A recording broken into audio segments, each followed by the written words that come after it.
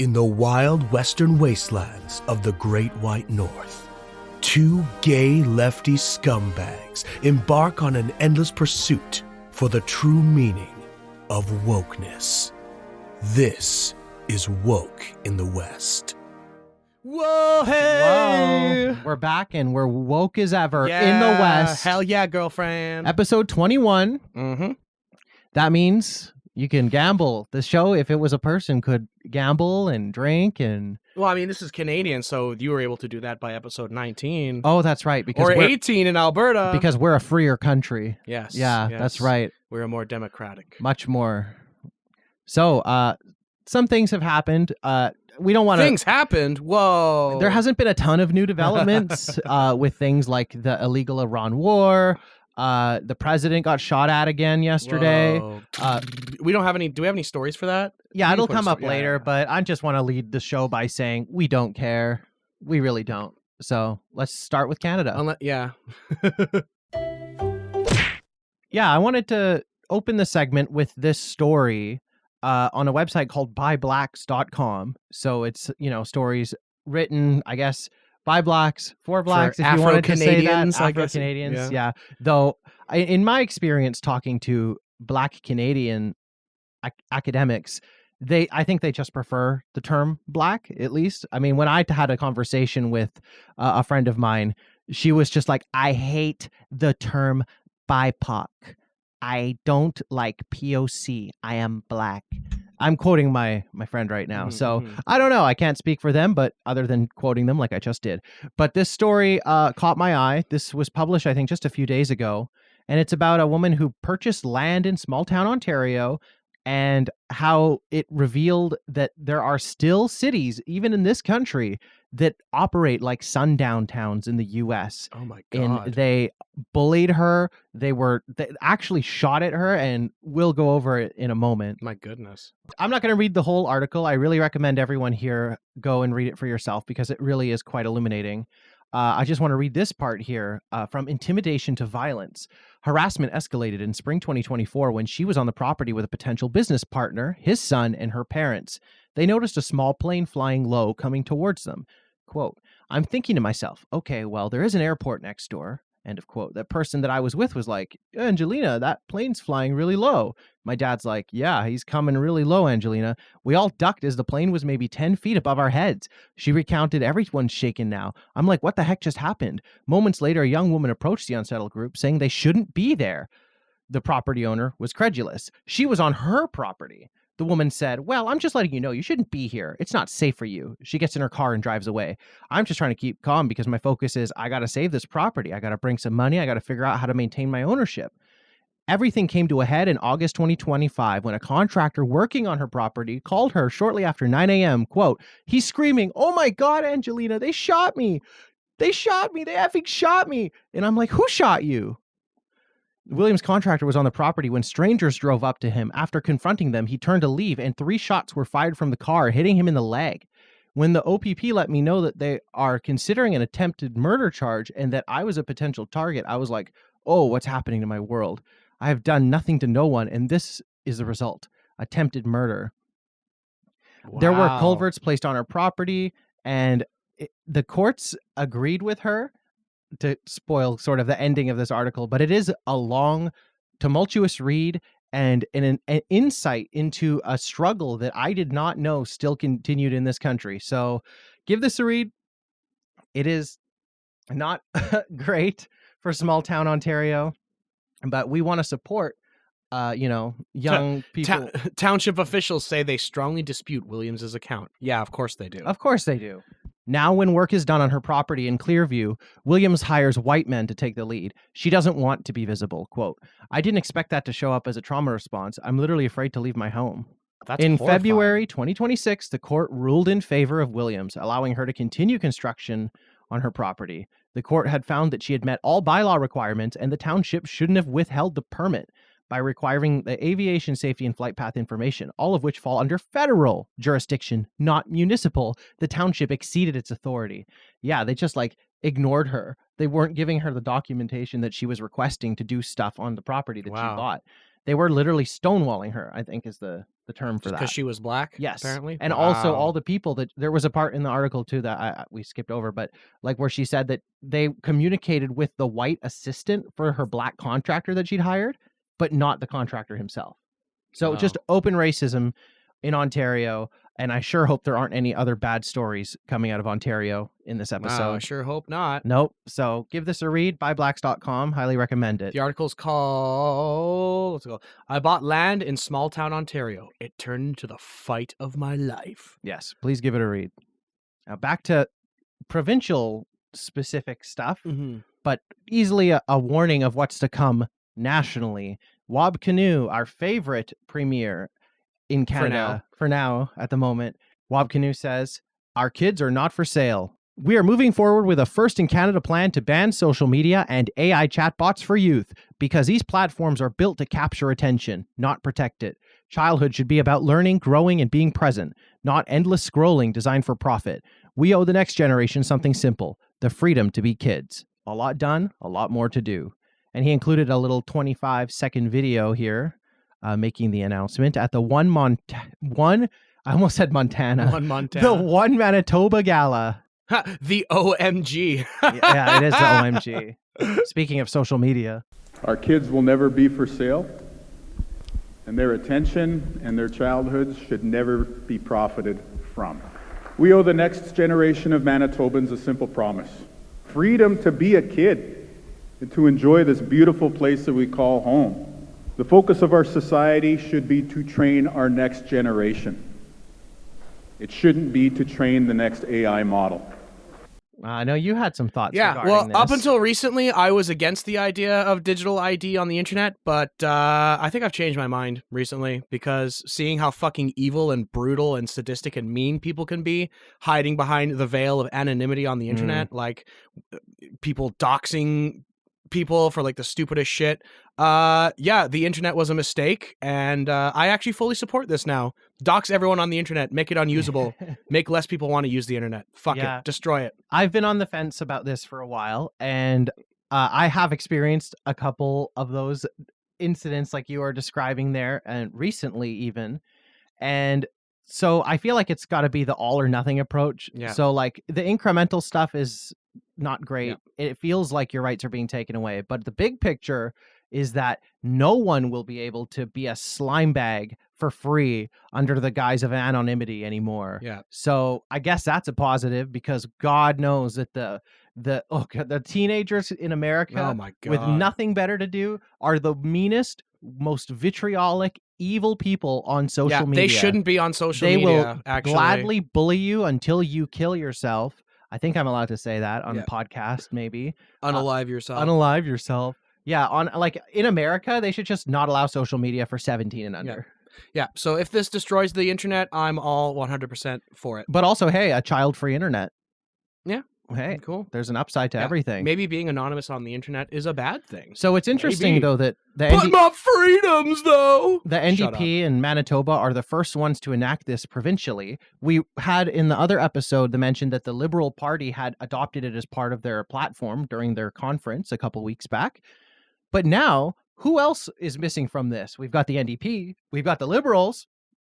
The Conservatives! Shout out, it's Aaron O'Toole, former loser head of the Conservatives, who said in a quote tweet responding to the Manitoba announcement, anyone with children knows this is a necessary step for their well-being and for wider social cohesion. Good move by Wob Canoe. That's interesting, huh? Conservatives and the NDP agreeing and the Liberals all agreeing on something? That's like wild. They don't even agree that much about healthcare. This is an authoritarian lean that seems irresistible to socialist politicians. Yeah, you know what? You're fucking right. I support it. Yeah, and honestly, the way he said, like, good. Even his sentence there, wider social cohesion. That is the bigger sell, I think, for adults. Yeah, I think we would be better as a society if the internet got nerfed. Yeah, a modicum of accountability would go a long way. Yeah. Oh, did you see there was like a video of the FBI going to some like teenager's house over like comments he was posting on Instagram under like a handle like at Incel Wars or some bullshit. Did you see that? It was like incredible, and they were like reading out these comments back to him in front of his mom and his grandmother, and they're like, "Did you really say these things?" And he's like, "Everyone says that." I think they arrested his ass. Yeah. And like, you know, free speech is one thing, but if you're like 16 and like role playing an incel that wants to commit mass murder on the internet, maybe you should go to jail or at least spend a night or two in juvie. Because that's not cool. I don't care if everyone's doing it. If everyone jumped off a cliff, would you too? Yeah.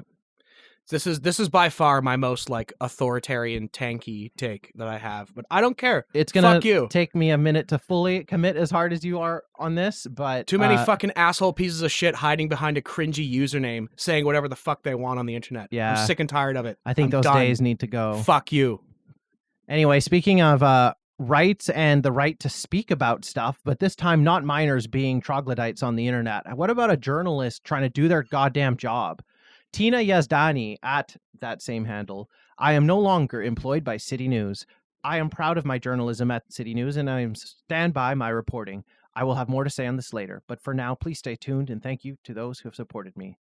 And this was quoted by Tom Quiggin at Tom TSEC.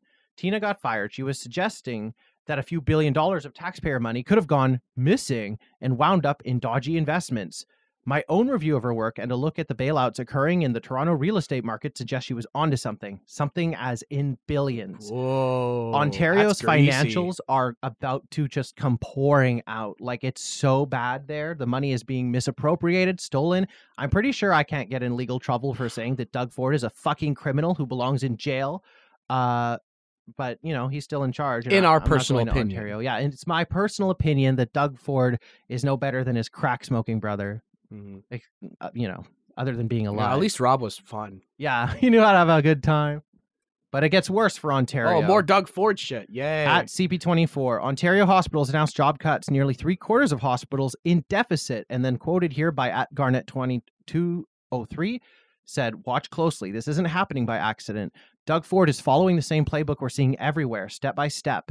It's doing what the U.S. system has normalized for years. This is how it starts. Underfund public health care, create frustration, introduce alternatives, normalize private for-profit care, bring in insurance-driven models. There's been pressure going back to the Harper era to open that door because once it's open, it doesn't close. Universal healthcare isn't just a system, it's a safeguard. And if people don't pay attention now, we risk waking up to something very different.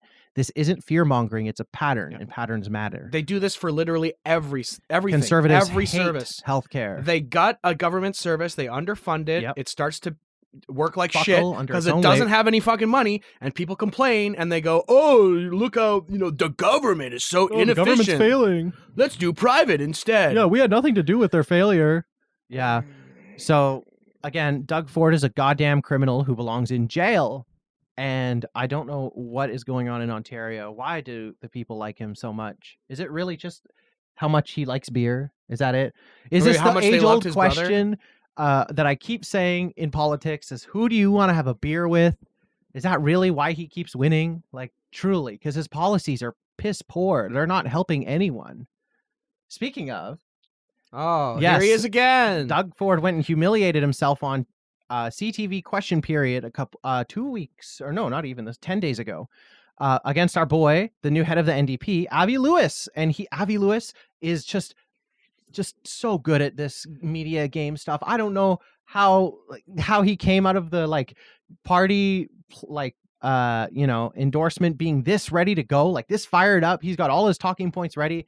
He's got all the bait ready, and he knows how to play these people like a fiddle. Look at what he got Doug Ford to say on air. Let's give more money to Galen Weston and David That's right. You know, God bless the Weston family. That's what I have to say. We need more people like the Westons. Let's give more. Yeah, God bless the guy who ran the company that got fined for price-fixing bread. God bless the guy whose company is now being investigated for adding the weight of the containers they package chicken and beef and pork into and adding that into the price. God bless that man. And definitely don't find his address and do something to him because he's worth billions. And those billions were not just created out of thin air. They were extracted from the ripping off of everyday Canadians and their groceries. But God bless him, right? Right, Doug Ford? Right? praise the Lord and pass the ammunition. Oh, here he is again. Oh my God. Hey, on the stop. exact same topic. This is Doug Ford now complaining about what Avi Lewis was just advocating for. This is like posted from the same day, 10 days ago, April 16th, complaining about the city-run grocery stores. Premier, do you think it's time for some Ontario-run grocery stores so people can afford the essentials? Okay, I love the mayor, okay? But this is the craziest idea I've ever heard. These grocery stores can make, and these are experts. These are the Costco's, the Walmarts, the Loblaws. They make 2 to 3%. You know, food banks, yeah, by all means, support the food banks. But we can't have city-run grocery stores. But that's up to the mayor. If she wants city-run grocery stores, you'd be subsidizing it huge, because it's crazy. That's socialism. Socialism! Oh, so scary. We'll be subsidizing. We'll be subsidizing. Subsidizing. You know what? groceries. There's a Doug Ford story that did not even make our Canada First section, because it came and went from the news cycle so fast. You know what I'm talking about? The private jet that he bought for like $20 million. Oh wow! So you missed it completely then. Yeah, it literally flew over my head. So literally, completely. what happened was it was announced that the Ontario government was buying a private jet just for Doug, and the blowback was so immense in the same day that the next day they announced they're selling it. Wow. So pathetic. Doug Ford, he's like, oh, you have to subsidize. If the city or the province had run grocery stores, we'll be subsidizing it. Do we not already subsidize like a lot of the industries over there? What about oil and gas, huh? We continue to subsidize them, but we do not share in those profits. Canadians do not benefit from subsidizing oil and gas because it is not cheaper for us. So maybe if our tax dollars were actually put towards things that would benefit Canadians, such as lower priced everyday essentials at a grocery store with some backing of a government, maybe there would be less like greed and less financial like crap going on. No more shenanigans, transparency. These stores have been swindling us for years. Oh, yeah. But Doug Ford is happy to play lapdog for the Weston family. I bet they're big donors of him. Oh, I bet. Back to Ontario once more. Ontario is going to make attendance count for 15% of high school final grades. That's ridiculous. Yeah, this is just a headline from CP24 again, but like, holy smokes, that is just unacceptable. Attendance counting for 15% of your grade? I mean, it shouldn't matter, because if you skip class and you fail the final anyway, like, that's on you. Attendance doesn't really need to play a part, I don't think. Yeah, I like this reply here. Teaching kids to ignore sickness, fatigue, and personal needs for a useless metric, favoring disease spread, exhaustion, burnout, comparison, and self-destructive habits from an early age. Seems like it kind of defeats the point of education, huh? Kids are going to grow up even more evil than they are now. You're turning school into prison, actually. It's like a daycare by force, which is not what it's supposed to be. This is why education is like breaking too. Every system is breaking because it was they've designed it to break, and they're like, oh, it's not breaking fast enough. Let's make it worse. That's what is happening throughout Ontario right now. I know I've been begging the American people to rise up, but do we have any Ontario residents that own a gun? I'm not saying what to use it for, but I mean, just asking if you have one. Just check, see if you know anyone that's got one, and plan accordingly. Mm-hmm. Time for a downer on the whole nation. We're just talking about school. Now let's talk about work. Yeah, after the school pumps you out with a perfect attendance record and a C+ average grade, go and not get a job. Youth unemployment rate more than double the national average. So we've got both the article from CTV here and a Reddit thread where this was shared and where I found it, with a lot of comments from everyday Canadians, which is why I wanted to feature them here. I got an interview at Loblaws, and at the end, I was offered a volunteer position. Why would I volunteer at a minimum wage job while the people I work with get paid and I don't? Why is a business even offering volunteer shifts? I'm not youth, by the way. I'm 33. If I ever did a job interview and was offered a volunteer position at the end, I think I would have the most confidence I ever have had in my life to say, fuck you, and walk right out. That's ridiculous. That's talk about being undervalued. I want as a human money. Being. Yeah, that's one thing I hate. Why are you interested in this job? Because I need to fucking feed myself.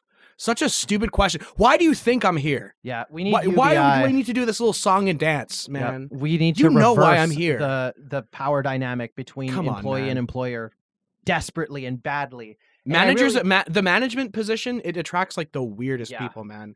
I really hope telling that you. we're able to like flip this like slave wage dichotomy that this country is in without having to go full French Revolution. But if we have to, we will. Here's another comment from Krampus Kid on Reddit. Late 20s, Canadian born and raised. I was unemployed for over 2 years, sent out a few dozen resumes every month, both online and in person. Every few months, I'd rewrite my resume and try a different approach, longer versus shorter. Job descriptions, layout changes, excluding positions that didn't seem relevant, writing for more positions that were. 2 or 3 times I submitted resumes online for other people to review and tell me what changes I could make for better odds. I applied almost exclusively to entry level despite having a handful of years working full-time before COVID. I regularly applied for full and part-time positions to places like Tim Hortons, Home Depot, Dollarama, Walmart, PetSmart. I did not get one call back for 26 months. I got a single interview after going to a job fair a few towns away. And after accepting an offer for part-time minimum wage, I am currently waiting for my first day. It took hundreds of resumes over 2 years for me, and that only earned me a single interview. So I can only imagine how early 20s with little to no experience are managing. Isn't that bleak? And they wonder why like young people are resorting to like gambling to try and have any sense of hope for the future, because the promise that you go to education and then you get a little entry level job and you work your way up is just dead. It doesn't happen.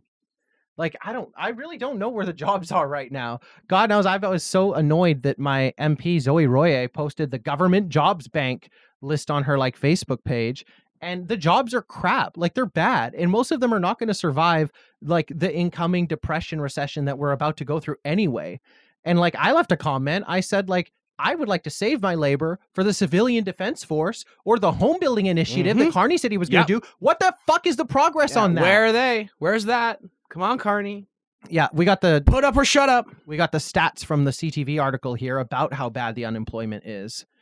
Canada's unemployment rate for 15 to 24-year-olds rose to 14% in February. Wow, up from 13.3%. Yes, that makes the youth unemployment rate more than double the national average of 6.7% in February. 6.7. Yeah, 6.7. See, it's hip with the youth because they're all unemployed. Yeah. After 8 consecutive months without a month-over-month increase, youth unemployment rose in October, November before edging down in December. Youth employment. You said unemployment. Also, yeah. So it went up a little bit and then it went right back down. Also, edging down, I don't think that's the way edging works. Article person who wrote that, edging down. Okay. But also, yeah, edging down in December. Yeah, maybe because seasonal work picks up. Maybe because the only jobs an 18 to 24-year-old can get are wrapping Christmas presents in the mall for rich boomers during Christmas. Yeah. So stupid. Among Black youth, the unemployment rate was 23% in February, up 4.6% over that's a lot. year over year. For Chinese youth in the same month, the unemployment rate was 17%. See, it's not just the white folks, all right? The Chinese and the Black Canadian youth are struggling as well. I hear a lot of people being like, it's because they're giving all the jobs to the immigrants. It's like, shut up. Shut up, dude. Yeah, I mean, the immigrant problem is still not like, it's a smokescreen from the government so that you don't get mad at the right people. Like we've talked about that on the show before, right? You don't get mad at the poor Indian immigrants that are coming in to work at Tim Hortons. Get mad at the government that has not closed that fucking loophole. Don't blame the people coming here to try and get a better life, because when they get here, they're going to be just as screwed as the rest of us. They're being duped. They're being duped into the dream that you thought you could achieve here. Yeah. And that's sad. Like, I feel bad for them. Like, I honestly kind of feel bad for them in the same way that I, felt bad for like all the actual slaves that were brought over from Africa, because they of course they weren't promised the better life. They were literally treated like property. Yeah. But these people are being treated like a commodity when they're brought in to work these low wage jobs. Like, that's what they are being treated as. Yep. So like, I feel bad. And I don't like it when the anger is taken out on the immigrant communities, but that's why they're here. That's why they keep being brought in, so that you will get mad at them instead of the government. And it's just manipulation. So remember, guys, pay attention. And another bleak story here. The court in the trial, as reported by CBC, defers the deportation of the truck driver who caused the fatal Humboldt Broncos car crash. Yeah, I remember that. Yeah, that was quite a while ago. A few years ago now. But boy, We got the Reddit here, comments from everyday Canadians again. Absolutely insane how every single thing goes on for years in the courts. Remember last episode in the moose shooting? Yep. Oh yeah, I remember that. And then Zuzu replies, there isn't a court or administrative tribunal in the land that isn't understaffed and underfunded. We need more judges, justices of the peace, crown attorneys. Yep, this happened 6 years ago. Yep. Oh, but it gets worse. It does get worse. This is what is so bad. And this was not mentioned in the CBC article, which is why I didn't even ask you to open it. Mm-hmm. The driver, Sidhu, again, Indian, I'm not trying to make any kind of comments about that, but he received 70 violations, 70, in 11 days leading up to the crash. Let that sink in. All he had to do was obey the rules of the road and no one would have died. This is a selfish man who deserves zero empathy or mercy. He needs to be deported, and this nonsense needs to stop. Yeah, I cannot believe that. And even there's another person replying here. There were 5 or 6 warning signs every 100 meters, and the stop sign was 5 or 6 feet, flashing stop signs. He killed how many kids and injured how many more? Fuck this guy. Yeah, I mean, like, I don't understand what's taking so long. The system is buckling under its own weight. I already said that once this episode, but like, do people not get it? Like, I don't understand what's so hard about this. It's like, again, the last episode, we read that whole article about how pathetic our country is and when it comes to funding itself. We are literally collapsing because we have like tried to pretend that we have the people and the value in our currency that America does. I think that's a large part of it. Mm-hmm. We're just like cosplaying the world's biggest economy like America, but we don't. We need to like completely reorient the way that we value things in this country, because the way things are going right now, like nothing is going to work in 5 years or less. There will not be people there will be no jobs. I'm still speechless at this, just like I was with the moose shooting story last week, or not last week, but last episode. Just evil on display, and it's allowed to run rampant. This is the least evil member of parliament I think we have, Elizabeth. Yeah, one of the least evil member. No, I think I would give her that distinction. The least evil member of parliament, because Avi Lewis is not in parliament. Mm-hmm, so he wins by technicality. Because I couldn't say least evil party leader, because Avi Lewis is great. But I mean, I am a registered Green Party member, so I have to respect the Queen a little bit while she's in office still as like the only Green rep that we've got. And this is her response to Carney taking away that gas tax. Just read in The Guardian that the big oil and gas companies are making $30 million a minute because of the wars. So why are we deciding to get rid of the excise tax on gas instead of an excess profit tax on the companies that are raking in the dough due to war? The consumer carbon tax, getting rid of the wrong one, right? Yep. Carney really sold it as like, oh, you're going to feel less pain at the pump. It's just like, oh my God, shut the fuck up, man. It doesn't do anything. You've just lessened the impact on the companies. You've taken away revenue that the government makes. Like, what the hell is wrong with you? I mean, we know who he works for. Mm-hmm. He loves big oil. He loves big corporations. Yum, yum, yum. And you know what? Another party leader had some comments regarding the taxes, but they will not be featured in the Canada First section. That goes back to our boy, Pee-Pee Poo-Poo, Pierre Poilievre, put out a video yesterday. Oh, the one where he's in front of the tanker that says 0? He goes in front of the tanker. He doesn't want any taxes. He thinks that corporations should be able to charge you whatever they want for gas and not have to pay the government any taxes. Lovely. Yay. Lovely. So no mention for PP in this episode because that idea is garbage. Elizabeth May gets the points this time. Yay, Green Party. Speaking of pee-pee poo-poo, this is a funny little and speaking exchange. Of smug Carney. Yeah. I mean, he kind of owned this moment. Yeah, in this instance. Cool. If you were Mr. Poilievre, would you quit today? I don't. That's an unfair question. I can't look into the heart of Mr. Poilievre.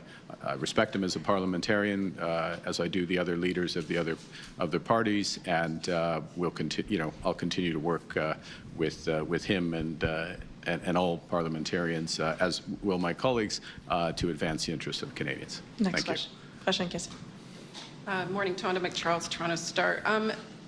Pierre Poilievre called you badly educated in economics, and He did. Wow. Given, so I'd like to hear a little bit about. Can I take back my previous answer? No, just Pierre making himself the Trump of Canada for the last like 6 years or whenever he's been in the leadership position. All this time is just allowing Carney to get all these easy dunks on the guy with no personality at all. But I love how Carney pulled the surprised white guy face where he's like, that one, the eyebrows. the eyebrow. Yeah. That one.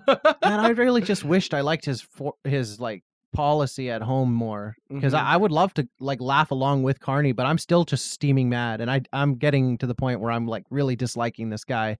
His smug attitude. He works for the corporate interests and the bankers in this country. Of course, we knew that. And yes, he is doing things for the economy, but everyday Canadians are still being just plundered at the grocery store. Their wallets, they got nothing left. And like, we just filed our taxes because it's April. Shout out to everyone who has filed their taxes. And if you haven't filed your taxes, well, you know, I'm not going to shame you. Big Daddy government's coming for you. Yeah. I mean, it's easier than ever with U-File. You can do it for free and not pay TurboTax. Fuck you, TurboTax. But yeah, I mean, like, I just saw it in the return. You know, they renamed the GST, PST benefit the groceries workers benefit. Whoa. So he didn't even create a new benefit. He just renamed it, which Slapped I think a new sticker we on already knew about that. But Fucking this is the flex tape kind of style. bullshit that's just making headlines just because people are excited. Oh, it's a new leader with a new announcement of a new benefit. I mean, forget that it's just the renaming of the existing one. But wow, it's new. Put the headlines. Put it on every newspaper. Oh, I'm getting real fucking sick of you, Mark. But there are things where Mark is able to hold his nose, and I gotta give some kind of a props for that. The terrorists in Washington were demanding an entry fee from Ottawa before trade talks would even begin for CUSMA, the Canada, US, Mexico agreement that's up for renegotiation this year. And because like Carney did not buy into the billion dollar demand to join the Board of Peace that, you know, doesn't even exist anymore because everything Trump does is a fucking scam. Carney very smartly said that he would not be doing that. So, hey, there's a point, I guess. Yeah. Don't spend it all in one place, Mark. Yeah, and there's been some really bad moments in the press over the last few days. The U.S. Commerce Secretary, Howard Lutnick, and Epstein's travel buddy, was like crying before Congress that Canada is so mean. I don't know if we'll have a clip later or not, but like it was really pathetic. And he was like, it's disgusting that Canadians won't buy American liquor anymore. And like the senator from New Hampshire was like, you understand that that's because of the shit you've said and the president has said, right? And so they called it a trade irritant, right? That's the term that the Americans are using. An irritant. Very so fancy with Carney their got words. asked about it. And so this is the next clip we've got here. What if this alcohol thing becomes more than an irritant? It's you know, like look, you know what's an irritant? 50% tariff on steel, 50% tariff on aluminum, 25% tariff on automobiles, all the tariffs on forest products. Those are more than irritants. Those are violations of our trade deal. Okay? Damn right. Okay. Yeah. Yeah, because he actually read the frickin' terms of the trade deal. So he knows what's legal and what isn't. He knows when Trump is trying to twist his arm and try and extort more money out of a partner who has already done their part. And so Carney knows he can just wait. Yeah, he knows what he's talking about in that area, at least. Yeah. So like we said, you know, his foreign policy is significantly better. But his domestic policy. Yeah, I'm still craving a UBI though, Mark. You just got to wait for things to get a little worse. Just a little worse. And don't worry, everyone. They will. And to end the Canada First section here and lead us nicely into the rest of the world, I guess, we've got this clip from Power in Politics, the weekly wrap, CBCNN Live. I never stop to be shocked at how shocked the Americans are at the logical consequences of their actions. Like, can you believe they're not selling our booze after we disrupted all of their core industries? Yeah, no shit, Thank Sherlock. you. Yes, Americans do not understand that their actions have consequences because for when will you learn? A century, they've just been wreaking havoc around the world, overthrowing governments they dislike, just invading nations left and right. The single biggest funder of terrorism in the world is the American government. and they are finally being questioned. They're finally being told, hold on just a second there, pal, before we go ahead with this arrangement we've had for the last however many years. We're not feeling so good about this right now. Yeah, the logical consequences. They are catching up to you guys. This is the time. It's like the debt collectors are finally here. All we got to do is get Canada to sell off all of our American bonds, and the checks are being cashed and they're starting to bounce. Exactly. And we're not happy about it. No, we're done. We know what the terms are, and we are not going to play around with these dumb Americans anymore. Baba booey. We are now in the US&A section. Yeah, well, the rest of the world anyway, I guess. Starting with the US of a-holes. And remember what I just said, that the US is the biggest global sponsor of terrorism? Well, J.D. Vance actually agrees with me. So let's play this clip. This could almost be in the right-wing trash section, honestly. Almost.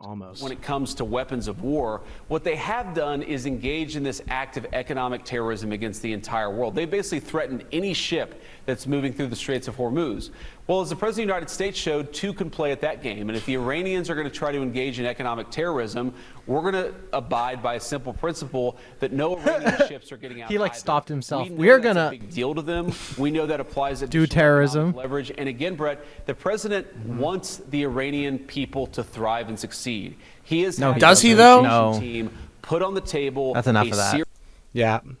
I Two just hope could you play guys that like game. What, do you think you're Marco Rubio or something? Iran might be engaging in global economic terrorism, but two could play at that game. That's the US's domain. That's How fucking dare you? embarrassing, man. Yeah, what a fucking loser. He said that on Fox News, which is why his guard was down low enough that he let something like that slip. It's always Fox. I love it. When you let idiots talk, they always say something revealing. Yeah. Never interrupt your enemy when they're making a mistake. No. Or when they're on Fox News, which is always a mistake. This part is the only thing. We're going to go right back to the U.S. before this, but this is Mexico's defense secretary saying that the caption on the video here on Twitter says that of the weapons seized over the last year, 80% of the weapons have a U.S. origin, but the caption on Twitter, coming from @XIsraelExposedX, says that the other 20% came from Israel. He doesn't say that in this clip, but I just thought it was worth mentioning that 80% of guns seized from cartels in Mexico have a U.S. origin. And Israel. Yeah, and potentially Israel. So that goes to show you who the global sponsor of terror actually is. Do you think it's the company and the country? I call the country the company. Very Do you think the appropriate. U.S. making all the guns might seek to gain by giving those guns to as many people as possible? I mean, everyone knows the CIA has been up to all sorts of wacky shit over the years. It's true. It's true. Shipments all of guns. sorts of wacky adventures. Isn't that like the courtesy of whole CIA. Contra Iran affair? Mhm. Yeah. Literally shipping Uh-huh. weapons to... Yeah. So there you go. And the U.S. has decided that turning their terrorism sites to the rest of the world is no longer enough. And they are pushing to allow, or have just allowed, firing squads to return and gas chambers. Wow, this is right around the same time that they've expanded their qualifications for what makes you a domestic terrorist. And electrocution. How It's all on the interesting. table. Wow. I like the first comment, the most liked comment on this.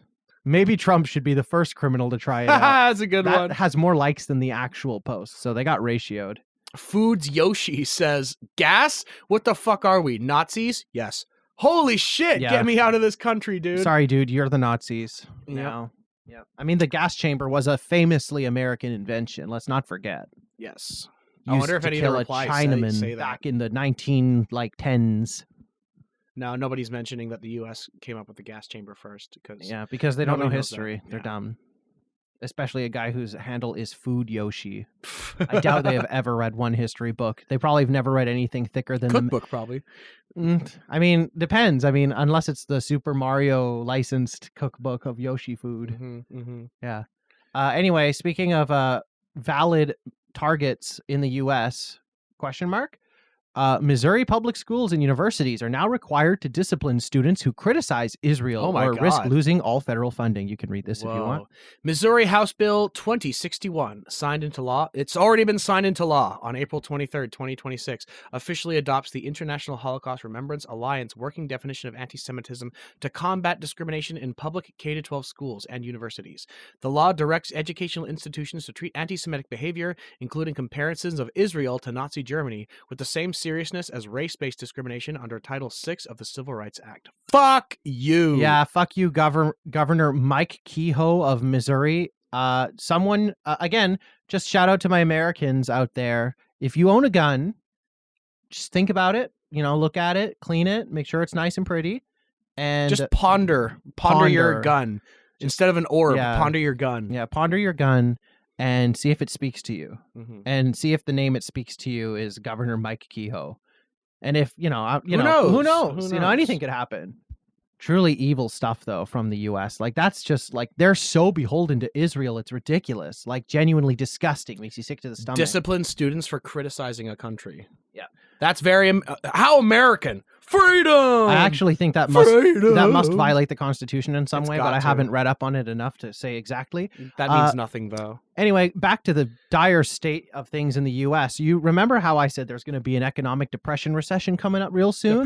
Real fresh? Well, one of the things that's going to go up as a result of the Iran war, as we know, are groceries because of things like fertilizer and shipping and oil and gas. But then you have to ask yourself, at least if you're someone that lives in North America, and you buy fruit, where does it come from? Well, there's about 2 or 3 U.S. states that are the biggest suppliers of fresh produce in this region. California, Florida, and Georgia. And unfortunately, there's a fire right now raging across Florida and Georgia that has destroyed the amount of, I think, the square footage of the city of San Francisco, and it is still burning. So goodbye all those peach orchards, the lemon trees. So if you thought that produce was going to get bad because of the Iran war, it's about to get a lot worse. Yeah, some shit happening back at home too. I wonder if there's any like numbers here that shows like, well, it says roughly 1,000 homes destroyed by fire in Brantley County, but are there any like fruit numbers here? No, I don't think it even talks about because here. the reason I saw this was actually in a food growing like berry subreddit, because people I remember people were patting each other on the back for growing their own produce, and people were like, you do not know that it's going to be a lot worse. Yeah, because if there is a wildfire that say torched 1,000 people's houses, that's what makes headlines, not that the peach trees are on fire. So that's just as important, though. But it is going to come up, especially later this year. I mean, if you're in Canada, you really shouldn't be buying any produce from America. But like, if you live in Washington State and want a Georgia peach, that shit's going to be like $20 a pop. Yep. So, just saying. Georgia just to get heads up, plant a peach tree if you can. Speaking of dire straits for the summer in the U.S., hey, there's a World Cup going on, ain't there? Well, I can only imagine some shit's going to go down during the World Cup. All right, we got the actual article from Audacy, Audacy. Audacity? Audacy, yeah. New York hotel bookings are showing no sign of World Cup boost.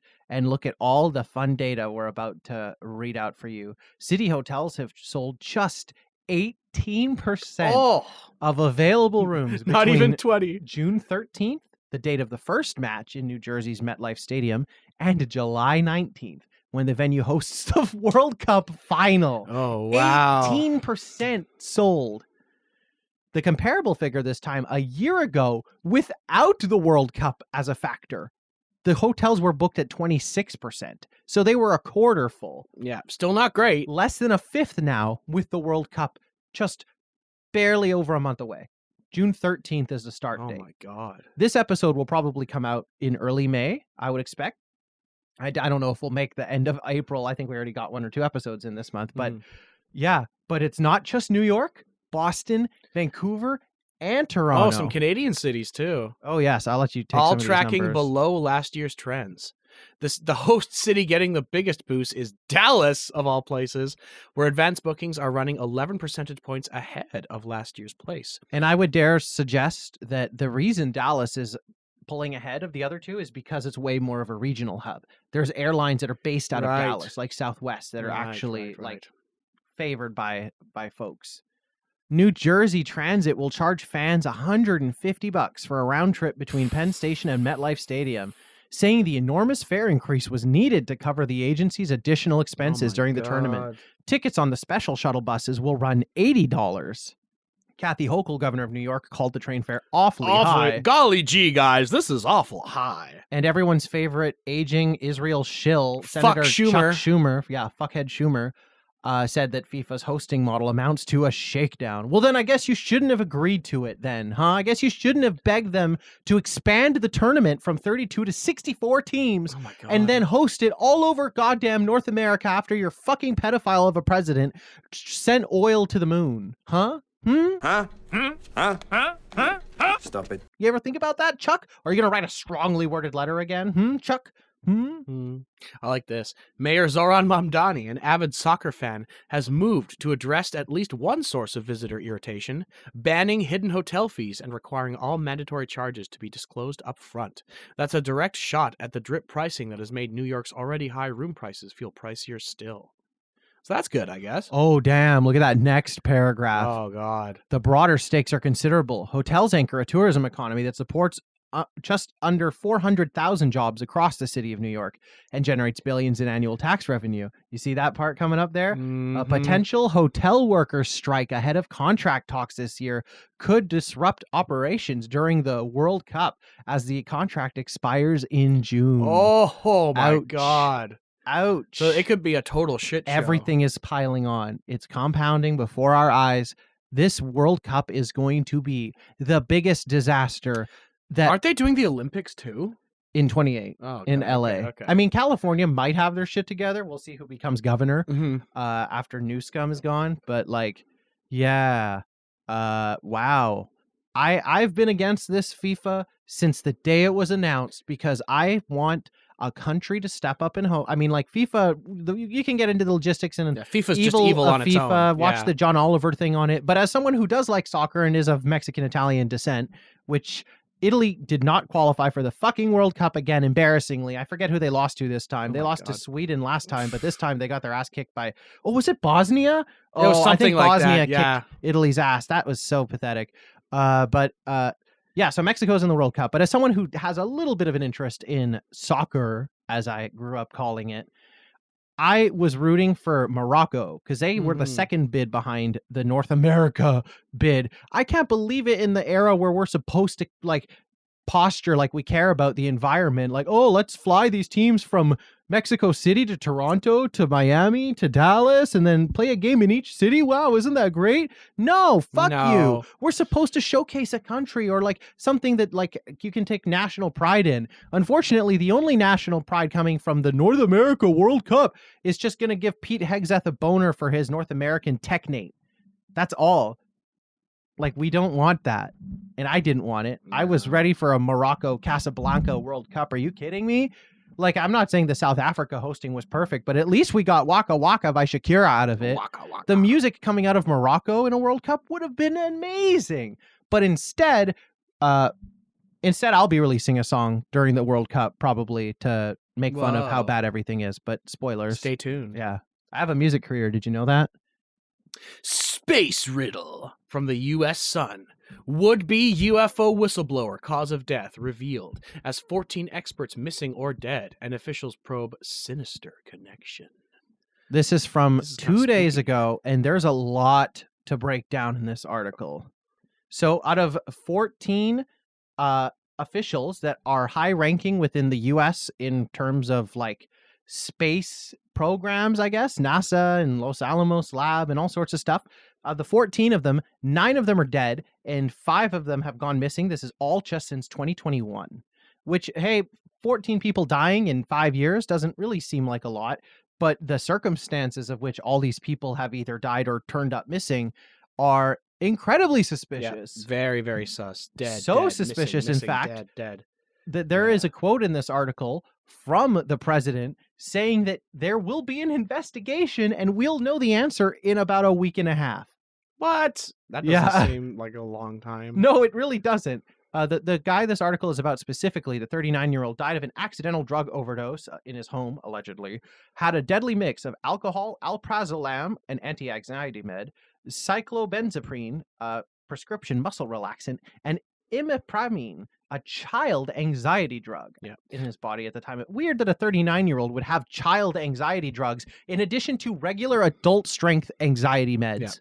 Yeah, this is about Matthew James Sullivan, who was an Air Force intelligence And officer. honestly, he's on the lower end of the people who that died on here. May 12, 2024, just months before he was set to testify before Congress about secret government UFO programs. Yeah, he was going to testify. Yeah, that's not in suspicious November. at all. At least 14 scientists, space engineers, and top officials, all connected to secretive work with NASA, the military, and the Department of Energy, have gone missing or died since 2021. A Republican-led House Oversight Committee announced on Monday, so that would be last Monday, which is a week tomorrow from when we're recording this on April 27th, that it has launched its own investigation as the reports of their deaths and disappearances, quote, raise questions about a possible sinister connection. Ooh, are there still like deep state people in the Republican Party? Are we going to get some kind of answer, or are they just going to give back a piece of paper with one word in big bold text that says the Democrats? As well as Sullivan, the latest additions to the list are former NASA engineer Joshua LeBlanc, who died last July when his Tesla smashed into a guardrail, hit trees, and burst into flames in Huntsville, Alabama. Yeah, the 29-year-old's body was burned beyond recognition as it was revealed his car had been sitting in an airport for 4 hours before the crash, in a trip his family say was not planned, and he'd left his phone and wallet at home. Suspicious. Yeah, this is some spooky shit, man. Yeah, I'd recommend people read this article as well because it does some good coverage. The Sun, I think, is a UK publication, which is why they are much more willing to talk about this shit, because you will never see a graphic like this in like NBC or ABC or CNN, because you can't think that if you're an American news agency, you can't say that the government is behind stuff. How dare you? No, that's illegal. Yeah, it's illegal. Death by firing squad. Which is now legal again. Now legal. Comedy's legal again. Yeah. No. Yeah, well, since all the scientists are being killed, I guess no one will notice if the world's biggest plastic polluter fires all of its global sustainability staff. Or if they disappear too. I've never heard of a whistleblower coming from Coke, but it very well could happen. I like that the article opens with this from Yahoo Finance. Many individuals are struggling to find or keep a job, and Coca-Cola employees are among the latest affected by worsening economic conditions. The company has undergone significant restructuring with many jobs lost, including the entire environmental sustainability. I'll just take that. Environmental sustainability. Yes. There you go. I'm totally rolling on my tongue right now. That sounds like a drug thing, but I'm not. I'm sober. I'm rolling right now, man. Yeah. That's an old term. That's a super old term. Got some Molly, man. The focus on removing sustainability personnel is a significant problem. Yet, despite major shortcomings that have yet to be addressed, the company removed its global vice president of sustainability and digital transformation, transitioning them to different position. This, combined with its choice to scale back 2030 sustainability targets, indicates a lack of commitment to reducing its negative impact. What can I do? What can I do? Oh, yay, let's pass the buck off to the consumer. Yeah. Well, what can you do? Do you own a gun? Not relevant, though. You can reduce plastic pollution directly by supporting products with plastic-free packaging, becoming part of the program of a group of consumers who pushes companies like Coca. What the fuck is this about? If you buy enough non-plastic items from the big plastic polluting company, maybe they'll change their mind and grow a moral compass. What the? I mean, I guess it's... Golly gee, I guess we shouldn't make all this plastic after all. It's Yahoo Finance is the article. It's like reading a Mark Carney write-up. It's like, well, the solution is not to stop buying Coca-Cola, but what if you bought them in a glass bottle? Anyway, we're finally out of the U.S. now, and it's time to get to the problems the U.S. created. Here is a fun clip from the Iranian Navy to a ship attempting to pass through the Strait of Hormuz. In Persian Gulf and Oman Sea, this is Iranian Sepah Navy calling you on Channel 16. The Strait of Hormuz is still closed. We will open it by the order of our leader Imam Khamenei, not by the tweets of some idiots. If you want to pass through the strait, you must ask permission from Iranian Sepah Navy. All vessels that have a connection with our enemies will be targeted if they try to pass the Strait of Hormuz out. Damn right. Wow. Yeah. We don't have a story about the updates on this too. Not much has really specifically. happened. Well, there's been a couple things, but they're so brief that I didn't think it was worth having a full article on screen for. Basically, the U.S. captured one ship, and then Iran captured 2 ships in response. And that's basically where things are at right now. Things are still extremely tense. And honestly, doing the day-by-day, play-by-play is exhausting. So just keep Al Jazeera open on your devices and be checking every day because stuff is happening all the time. And, you know, the podcast is going to be like, you know, we're a few days after things happen. So I just thought this clip was good because it's like we will open the strait on order of our leader and not by the tweets of some idiot in another country. I like how they called him Imam Khomeini. And now for some Iranian success stories. Wow, here's the feel-good story of the episode. From NBC News. Iran caused more extensive damage to U.S. military bases than publicly known. Whoa, woo! Gee whiz! U.S. bases and equipment across the Middle East came under attack, including from an Iranian F-5. Despite American air defenses and repairs, it could cost billions of dollars. Oh, fuck you, NBC. Yeah. Oh, my God. NBC put this behind a paywall, but at least the American media is reporting a little bit that the damage is way worse. They're doing their job a little bit? Whoa. I saw a comment regarding this that they were like, the U.S. had been like disabling the satellites that could show imagery from there. And so, of course, everyone was like, well, thank God there's other countries with satellites to take photos like Russia or China. And that's why we know that this is way worse than the U.S. is letting on. Because if you listen to the U.S., you know, they're winning. They've won every day. They've won every day for 2 months, and they're going to keep winning. Tired of winning. They're going to eventually, you know, win that war in Oceania. This is a little story. We're not going to read the full article. It's from another UK outlet, The Telegraph, @Telegraph. The scenery, the food, the prices, and culture beat today's Britain, but other aspects proved too frustrating to bear. Annabelle Fenwick Elliott. Find out why Annabelle left Italy or decided to leave Italy. I moved to Italy for a better life. 6 months on, here's why I'm giving up. Now, before you scroll and get the answer, why did they leave? And viewers at home, leave a comment. You think other immigrants to Italy? Yeah. Well, let's read the first comment because we don't need to waste our time on this story.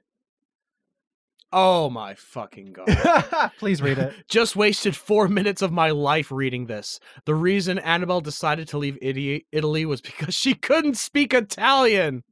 Yeah, wow. So these fucking entitled white people from Britain, you know, the most inbred country outside of the US, they decided, I'm going to uproot my entire life and move to a country in Europe, even though we voted to leave the EU a few years ago in Brexit. I'm going to go to Italy, and then I'm going to complain that I don't speak Italian, and then I'm going to leave.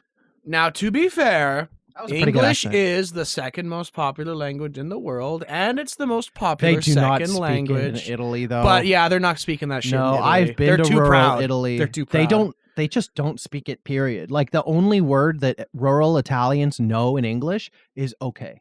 Yeah. And that's just because it's so, like, it's transcontinental. Like, everyone knows what okay means. Fucking some places in Italy, they don't even speak Italian. They No. speak fucking, what was it called? Well, there's lots of dialects. Neapolitano, Sicilian,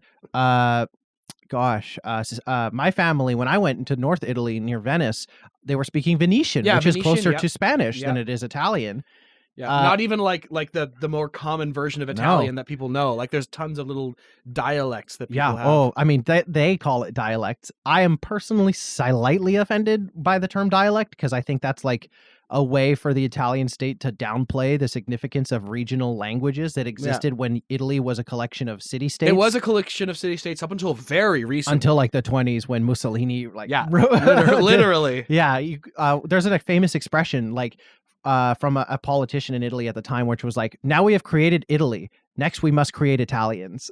It is a real quote. Wow. I'm sure you can find it when you're editing. But like, yeah, this is just so dumb. Like, what a dumb, stupid story. Except for one more thing that'll make it even funnier, which we're not going to read the article because I think someone's going to comment it. So if they're not going to go back to the UK, where would they move next? Are they going to the States? They're going to America, baby. Oh my fucking God.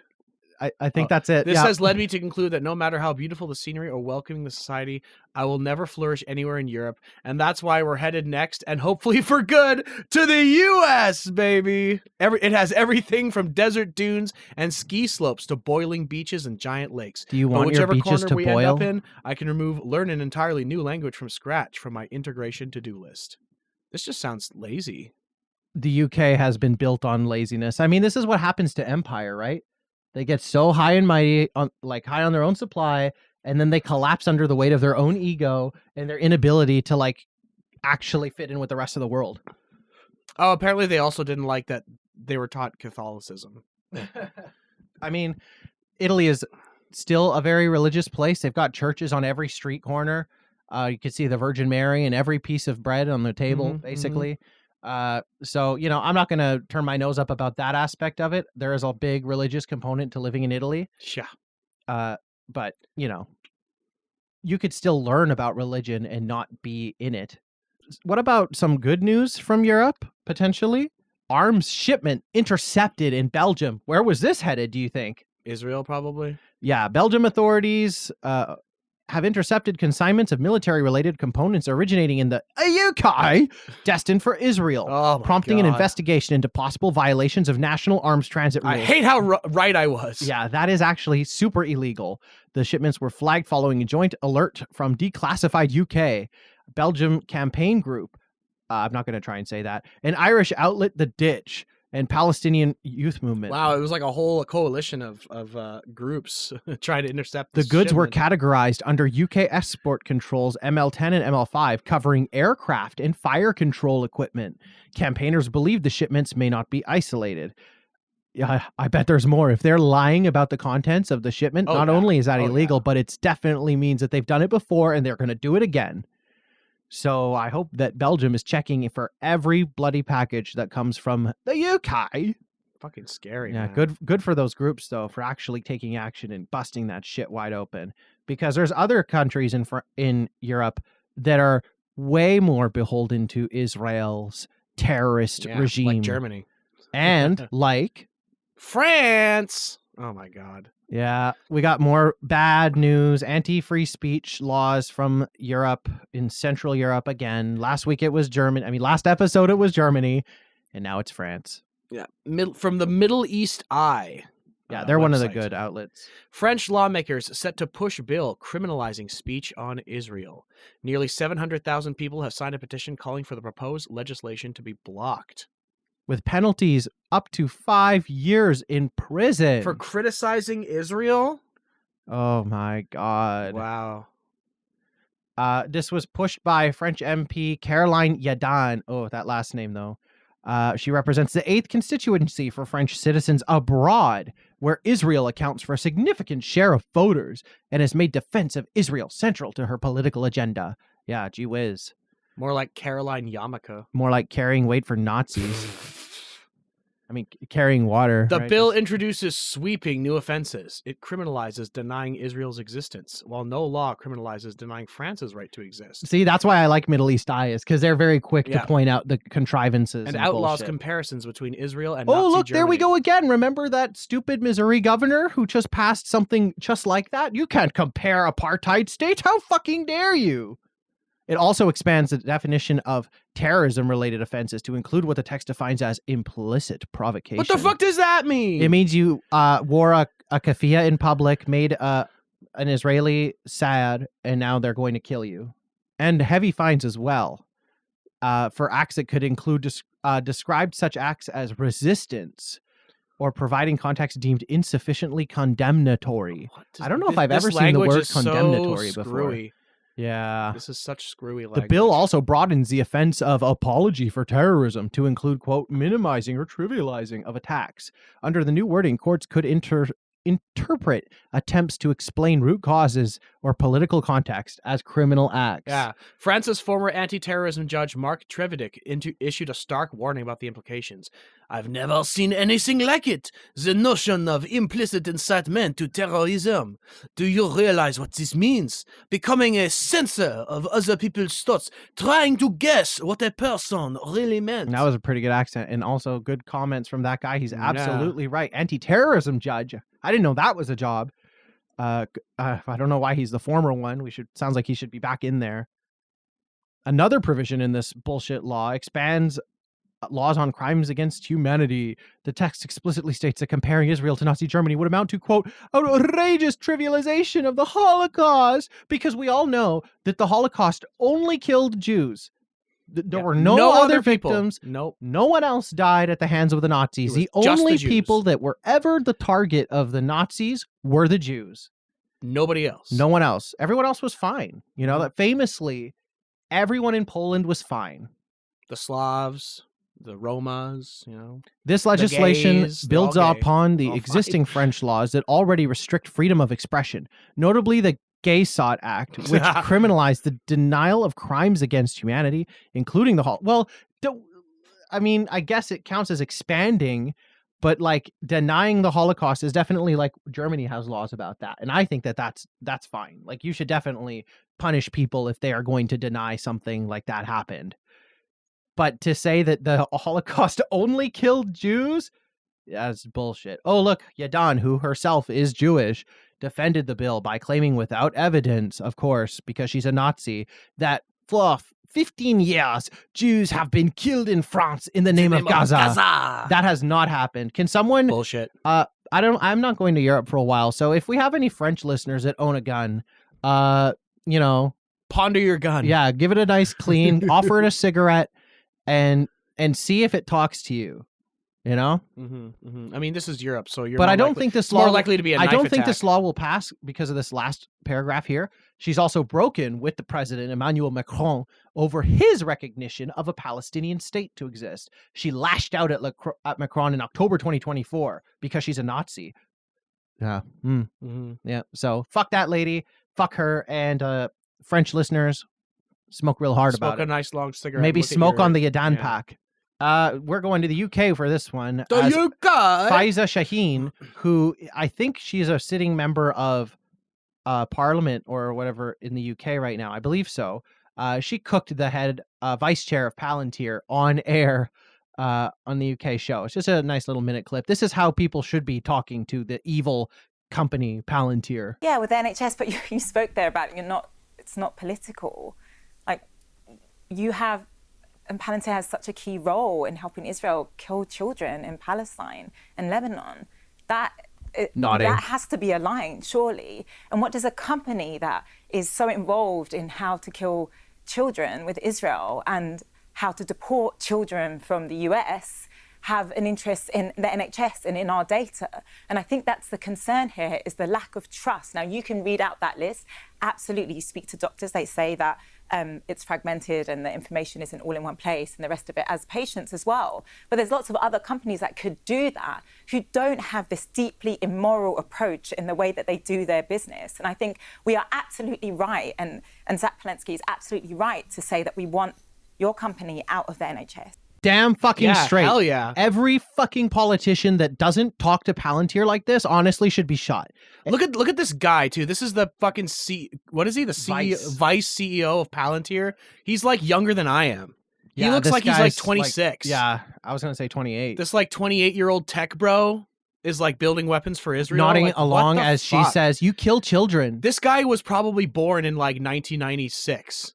Like, what the hell? What is going on? We're run by a bunch of 20-something tech bros and 80-year-old people on death's door. But beyond that, let's look at the context of what she said, because she is saying that the government of the UK is looking to bring Palantir in to collect the data from every fragmented Department of Health and hospital across the UK so that there can be a national registry of all the patients and everything. And only Palantir has the minds to do that. But she's like, no, a lot of companies could do that. In fact, it would be a basic function of the fucking healthcare system if you actually funded them. But no, it's the same shit that Doug Ford is doing because, we have to underfund the healthcare system. So then we have to bring in private industry. Whoa. And the problem is that the company that the UK is bringing in, other than being named after some Lord of the Rings baddie, is the company that is killing and targeting children. And we played the clip of their CEO saying that if you are an enemy of the company, they will kill you. So no, I don't think any nation on the planet should be signing a new contract with Palantir. Absolutely the fuck not. And like I said, and I will say it again, if you are a politician carrying water for Palantir, you should be fucking shot. You should be killed. Absolutely. As easily as Palantir will kill you if you don't give them your money. Yep. Disgusting. Yep. Truer words never been spoken. Well, I mean, you may or may not get the chance to kill a politician who deserves it in your life before the sun kills us all. This is a screenshot of weather from 2 days ago, or I guess 3 days ago, because it's now past midnight. India is not on fire because of wildfires. No. They're just getting cooked by the sun itself. The sun is beaming right down on them. This map right now we have on screen for our YouTube audience, the weather chart, like look at how different it is beyond the Tibetan Plateau up there. It's ridiculous. Oh my God. 11 degrees, 11 degrees, 10 degrees, 10 degrees, 42 degrees. Like not even like that far away. This is spring. It's still like when this was taken, it's still closer to mid-April than it is to like mid-May. It's still spring and India is just cooking 40 degrees all across there. Yeah, Only right a in the few middle here, places it's in the massive. high 30s, really. Right here is the Mumbai, worst. lucky to be at 32. Yeah. But like this, like unlivable. Like I genuinely don't know what the hottest temperature a human could survive like outdoors is, but we got to be getting close, right? Like 50 degrees Celsius, like that's like we're not there and India's not there yet, but if this is the spring and we're facing a super El Nino year, what the hell did I say like an episode or two ago? People are going to fucking die, whether it's famine, whether it's heat exhaustion and just dropping dead from heat stroke. It is going to kill millions, and India's got billions of people. So they really could suffer a lot of casualties from this. And remember that this is a direct byproduct of bullshit like Coca-Cola not fulfilling their environmental sustainability goals. You could draw a straight line from that story to this. So again, you know, if you wanted to do something dramatic before the sun kills us all, now's the time. It's a great Now's the time to ponder your gun. Yes, if you own one. And if not, well, go to a woodworking class and make a guillotine. Yeah, guillotines are a good way to deal with fascists, too. Sometimes, though, you can win at the ballot box, as was proven in Hungary. But boy, check this statement out from Peter Magyar during his first international press conference, confirming that Orban's foreign minister has barricaded himself inside the office to destroy and shred documents about their treason with Russia. What? Really? This is what fascists always do. Oh my God. At 10 o'clock this morning, he showed up at the Ministry of Foreign Affairs, the same ministry that had Russian hackers inside its systems for an entire year, alongside Gyarmat Diester. And since then, he and his closest colleagues have been shredding documents tied to the sanctions against Russians. Wow. Yeah. This is what happens. The 16-year dictator of Hungary gets voted out of office. But they can't just go quietly, right? They've committed too many crimes and they don't have a suicide bunker. So the best they can do is just lock themselves in the office and shred everything. Can't you just like call the cops and get them? Yeah, Like, fucking get break them. the door down with a battering ram or something? Like, why are they Maybe just... there's like technicalities where he hasn't been actually sworn in yet. And so they're still technically the party in power. You know, it's like when the U.S. November election, they get sworn in January, right? That's 2 whole months. I don't know how two long whole it is. months for some scorched earth policy to Exactly. clean up the mess, you Yeah. know? Yeah. So, destroy the evidence. guillotines I wonder if work that was great on intentional. fascists. I wonder if that was done intentionally. Which like the gap between the election and with the swearing in. Like, I wonder if Well, that... back in, I mean, we're going to have I'm not the greatest historian in U.S. history, but we have not always existed in the modern times like this. It took a lot of time for the delegates to come. That's why. Like there was actually like a period, whether it was the snail mail of like the 1800s or horseback of the 1900s, there was a practical reason, but you're right that today there's no reason for it. Anyway, we're now on to Israel being a big fat fascist stain on the globe. Yeah, you remember the made our thumbnail. The flattering image that we included in our last episode. The IDF swine who was on our thumbnail. Getting a little head pat from Satan Yahoo. Yeah, I made that very artistic. Remember how everyone was screaming, "This picture is anti-Semitic. It's a doctored photo." He's actually a nice guy, okay? Oh my God, he's so friendly. He kisses puppies. He makes a badass matzo ball soup, all right? Well, anyway, delicious. the Italian outlet that took the photo and put it on the cover of L'Espresso released a video of the altercation. Yeah, so this is the actual full interaction on video. Our audio listeners are not going to be able to see this. Hopefully, you'll be able to hear some of the vitriol from this man. But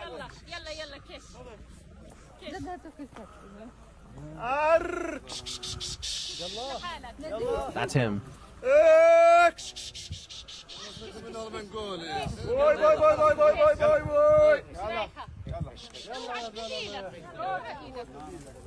He's literally screaming "goy, goy, goy, goy, goy" at them. Yep. Gripping his gun in one hand and his phone in the other.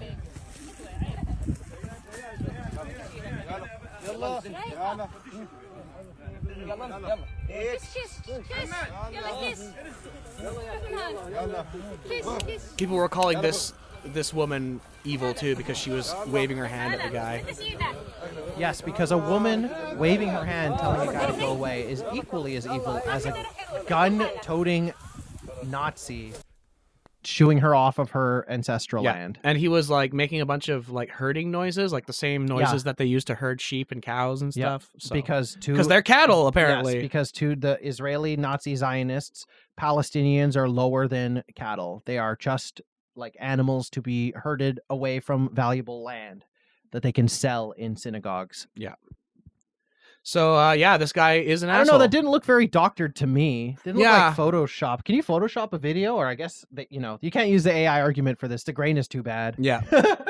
So thanks to Italy and their photographers for having bad enough video quality that it doesn't pass for AI. Thank you for doing your journalistic duty. It's like the days of Bigfoot all over again. Yeah. Thank you, Italy.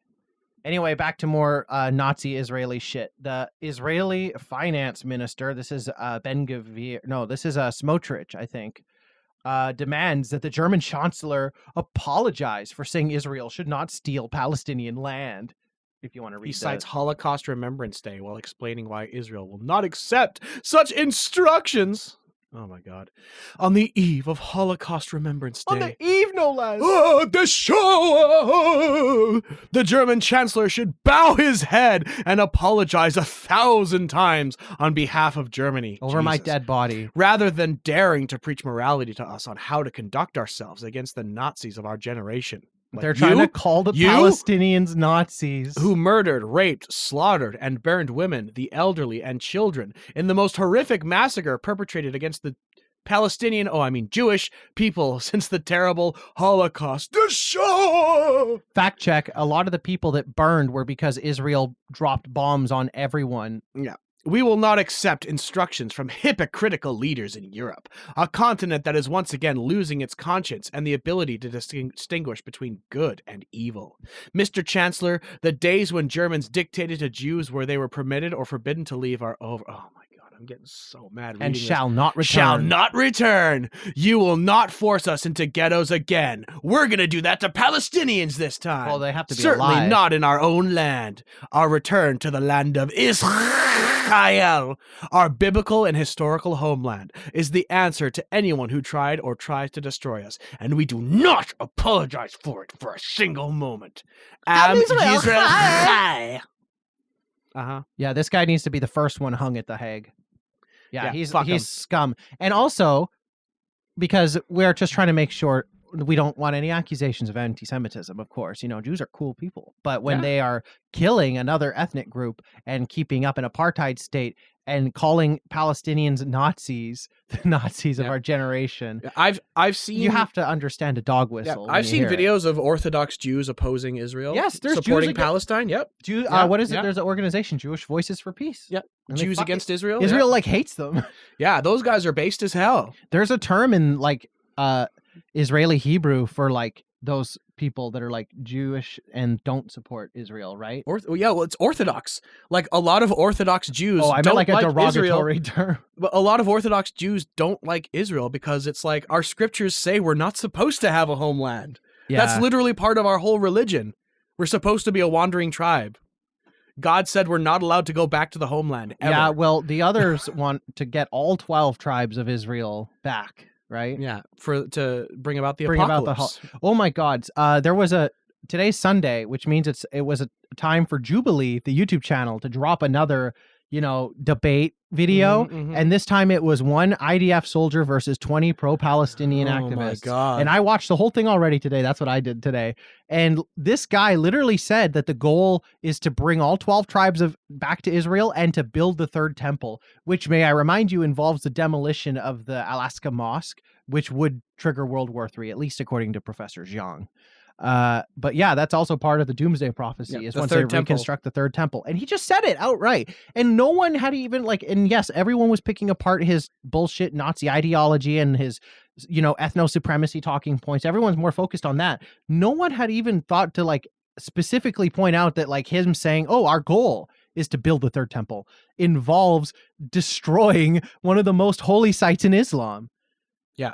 If you provoke them long enough and poke them enough, They they will will literally just admit that, yes, our goal is to bring about The the mask apocalypse. doesn't just slip, it comes all the way They off. they pull it off. It doesn't slip off. They're proud. They take it off themselves. Yeah. So, And speaking of no longer being able to hide the evil in the Israeli Nazi terrorist regime, we have a really bad story coming into you live I saw this from multiple sources, but here we just have it on Reddit. UN and rights groups say rape using trained dogs at Israel detention sites is systematic and endorsed at the highest level. Yeah. So UN and rights groups have officially confirmed that dog rape of Palestinians is not just endorsed, but they are specifically training dogs to do it. You heard of attack dogs? These are assault dogs, sexual assault assault dogs. Yeah. That's sad. What can you even say? The top comment on the Reddit, what the actual fuck? And that has 10,000 upvotes almost. Yeah, I just screamed it alone in my car reading this. It's so disturbing. This is why the world is turning against Israel. You just can't do this shit and not expect to face some kind of blowback on such a massive scale. It is evil to a depth that we have never seen. And they can cry and lie about babies being put in ovens on October 7th all they want. But I promise you that the Israeli rape dogs have been working since before October 7th, 2023. Oh yeah, they've had the rape dog squad for decades. Yes. Probably since 1948 or before that even. Yeah, when the Israeli Nazi terror regime is finally on trial at The Hague one day, I hope we find out when the rape dog gang started. Because this is just abhorrent. And I will never, ever tolerate a lecture from an Israeli terrorist official trying to get you to apologize for criticizing them when this is their actual policy. This is what they do. And there's just no way to justify it. There's no way to make an excuse for it, and Absolutely they must not. be tried at The Hague and killed. Wow. And one more story here, and then we'll close out the section about Israel and the rest of the world. Likud politician Michael Kleiner claimed that the 300 plus Lebanese people killed in a single wave of Israeli attacks were terrorists. All 300 of them. Oh yes, and I really want you to listen to the whole clip on this because he breaks, just like you said, the mask comes off. This is a 2-minute clip, but please everyone, get your phones ready, take notes, because this is how you press a Nazi into revealing what they actually think. Those 300 people are not innocent people. They were terrorists, and they were targeted, and those are the people who are responsible for for 3 weeks Israeli population, civil population. You say that you don't have a problem with the people of Lebanon, that you only have a problem with Hezbollah. That is something that we hear from the Israeli government frequently. Which is a lie. You cannot say that the 300 people killed in the past few days in Lebanon were all terrorists. These were highly built-up areas in the capital Beirut. We have seen pictures Civilians. of families searching through the rubble for women, for children. The hospitals are absolutely overwhelmed. It is a country in trauma and in shock. This was not just terrorist infrastructure that was targeted in Beirut yesterday. These were highly built-up areas where lots of civilians live. The people of Hezbollah were hiding behind civilian population like Hamas did in Gaza.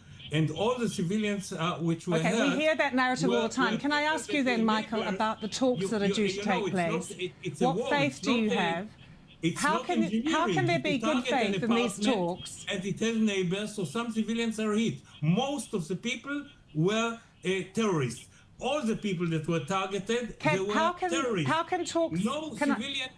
I ask you about the upcoming talks? Was targeted. He looks like he's about to stroke out. Can I ask you about the upcoming talks that Benjamin Netanyahu is proposing with... Can I ask... They're robots. Do you hear him repeating That is himself? absolutely disputed by people. Disputed. In No, it's a Lebanon, lie. and He's telling if a we can lie. move on from that point, can I ask you about the upcoming talks? His family was Mr. Kleiman, can we move on to the upcoming talks? I'd really like to get your view on... Oh my God, shut up! They are robot Nazis that just Dude. repeat their same talking for points. those civilians who were killed, innocent civilians. Oh my God. Yep. They just plow right through it. Yeah. It's the same talking points. Again, I hope everyone caught on to everything he said there. They do not take credit for killing civilians, even when it happens and it's provable. They have to enforce the narrative that every person that dies is a terrorist because that justifies them in all that they do. Mhm. And so to close this section out, we have this last little thing from the Holocaust Museum in Amsterdam. When I was in Amsterdam, I actually didn't get to visit. It was pretty busy, but this is a quote tweet here, a screenshot from the museum in response to, what was the thing down there? Yeah, so basically it's the same thing here.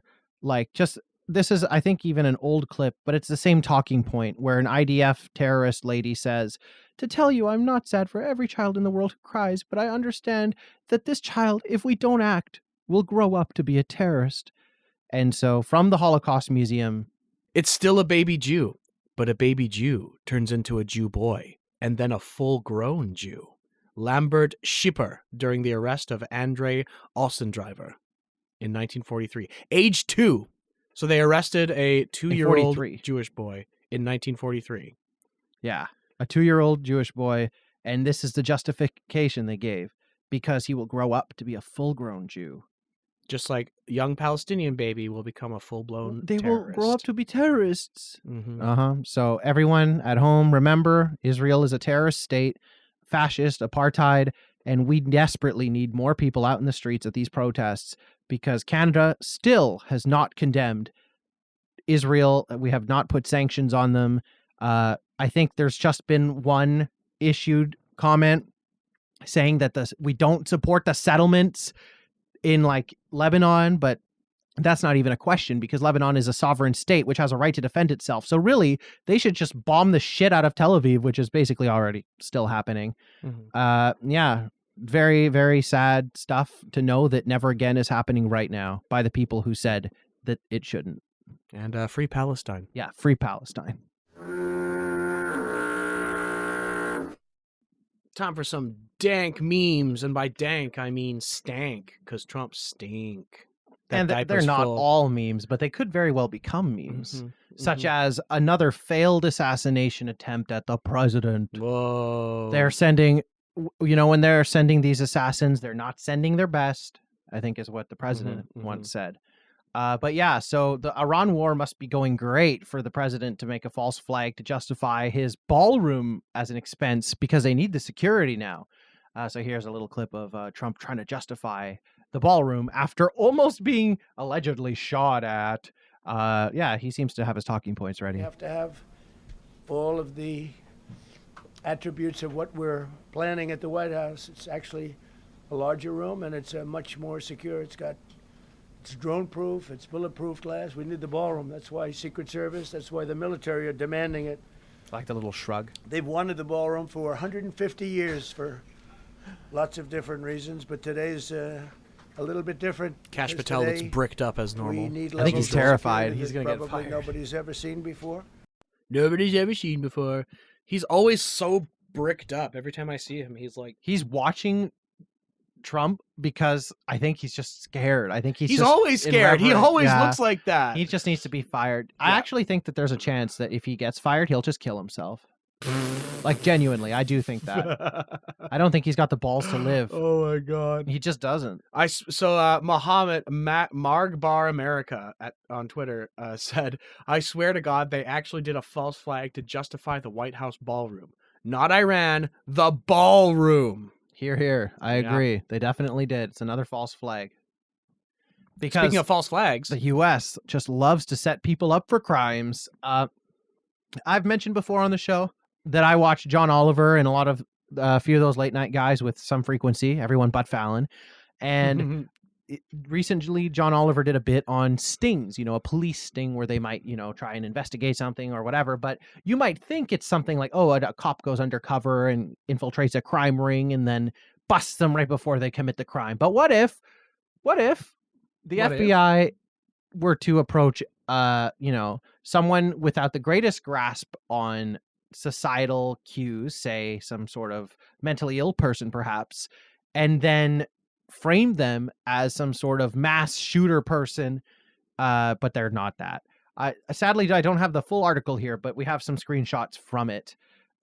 Another day, another hysterical article manufacturing a fake anti-Semitism crisis when it's one mentally ill person being framed by the FBI to fill a quota, from @GermansShutUp on Twitter. A developmentally disabled North Carolina woman allegedly plotted to slaughter as many Jews as possible in a crazed attack on Texas's oldest synagogue. She don't drive. She ain't got a car. She don't have guns. She don't know how to use a gun. She never shot a gun, he said. Whoever that is. How's she going to get to Texas? It's nuts what they've done to her, he said. She never left us more than a day or two at a time, and that was with adults, not to teenagers, her mother. Yeah, I think she's from North Carolina. Yeah. Like she's from the East Coast, and they tried to frame her for this bullshit, and they arrested her for it. I really wish I had her name. But like here, this is just a good example that the U.S. and the FBI are not actually interested in investigating real crimes, or they would have to They jail. want to make up crimes. Yeah, or they'd have to jail those Epstein friends, but they're not interested in that. They'd rather throw as many developmentally disabled people in jail as possible, so that when they execute them all later, it'll be easier. Mm-hmm. Yeah, like Nazis. More false flag sketchy shit here. This isn't really a false flag. No, more of a false hag. Yeah, good one. Remember DoorDash grandma? Yeah. Remember old DoorDash grandma? Where Trump was like, what do you think about men in women's sports? And she's like, I don't care. I'm only here for no tax on tips. Haha. Which was a pretty funny moment in all seriousness. This is from 2 weeks ago to the day. So 2 weeks ago, Monday, where Republicans were caught using the same woman to promote GOP policies. Sharon Simmons, identified as being from Arkansas, was seen delivering DoorDash McDonald's to Trump while promoting the GOP's no tax on tips message. She previously appeared during a 2025 GOP field hearing where she spoke about how Republican tax policies would impact her family. Aww. It's a part of a broader coordinated effort to elevate the same voices across multiple events and narratives to reinforce GOP policy. So yeah, there just, she is. I saw someone even comment that there were similar, like the people in the shooting at the correspondence dinner yesterday were like the same guards that were during the shooting in Butler, Pennsylvania. Wow. And people are like, yeah, it's because the SAG union requires which I thought was very funny. Yeah, all these paid actors, man. And let's not wait 40 years for some maybe president to declassify this stuff. How about we start making heads roll now until we get answers? Because it's keep pondering that. Yeah, that ponder, weapon stockpile. Look into the barrel like you're filming your own James Bond intro. What about some good news, though? At LBC, solar power threatening to overwhelm electricity grid as households could be paid to use excess supplies of energy. Could you imagine being paid to use your electricity instead of having to pay to use electricity because the sun is free? Maybe we should get a solar panel. It could be cool. I don't know how that would work in your complex here, but in my place, I think your place would be cool. Yeah. Yeah, I've got my own little spot. This article's got 1 million views and only 800 likes on this website, the hell site that is X, the Everything app. Yeah, solar power is the future. Yeah, it's been known for a while that like solar power generates excess energy, and that's why we don't use it, because it makes the price of energy go way down and you can't make money off of it. But this is what needs to happen for a sustainable Earth to be achievable, or we all die in 50 degrees this summer because we are not able to stop our glutton of consumerist like bullshit and pumping greenhouse gases into the atmosphere. Mm-hmm.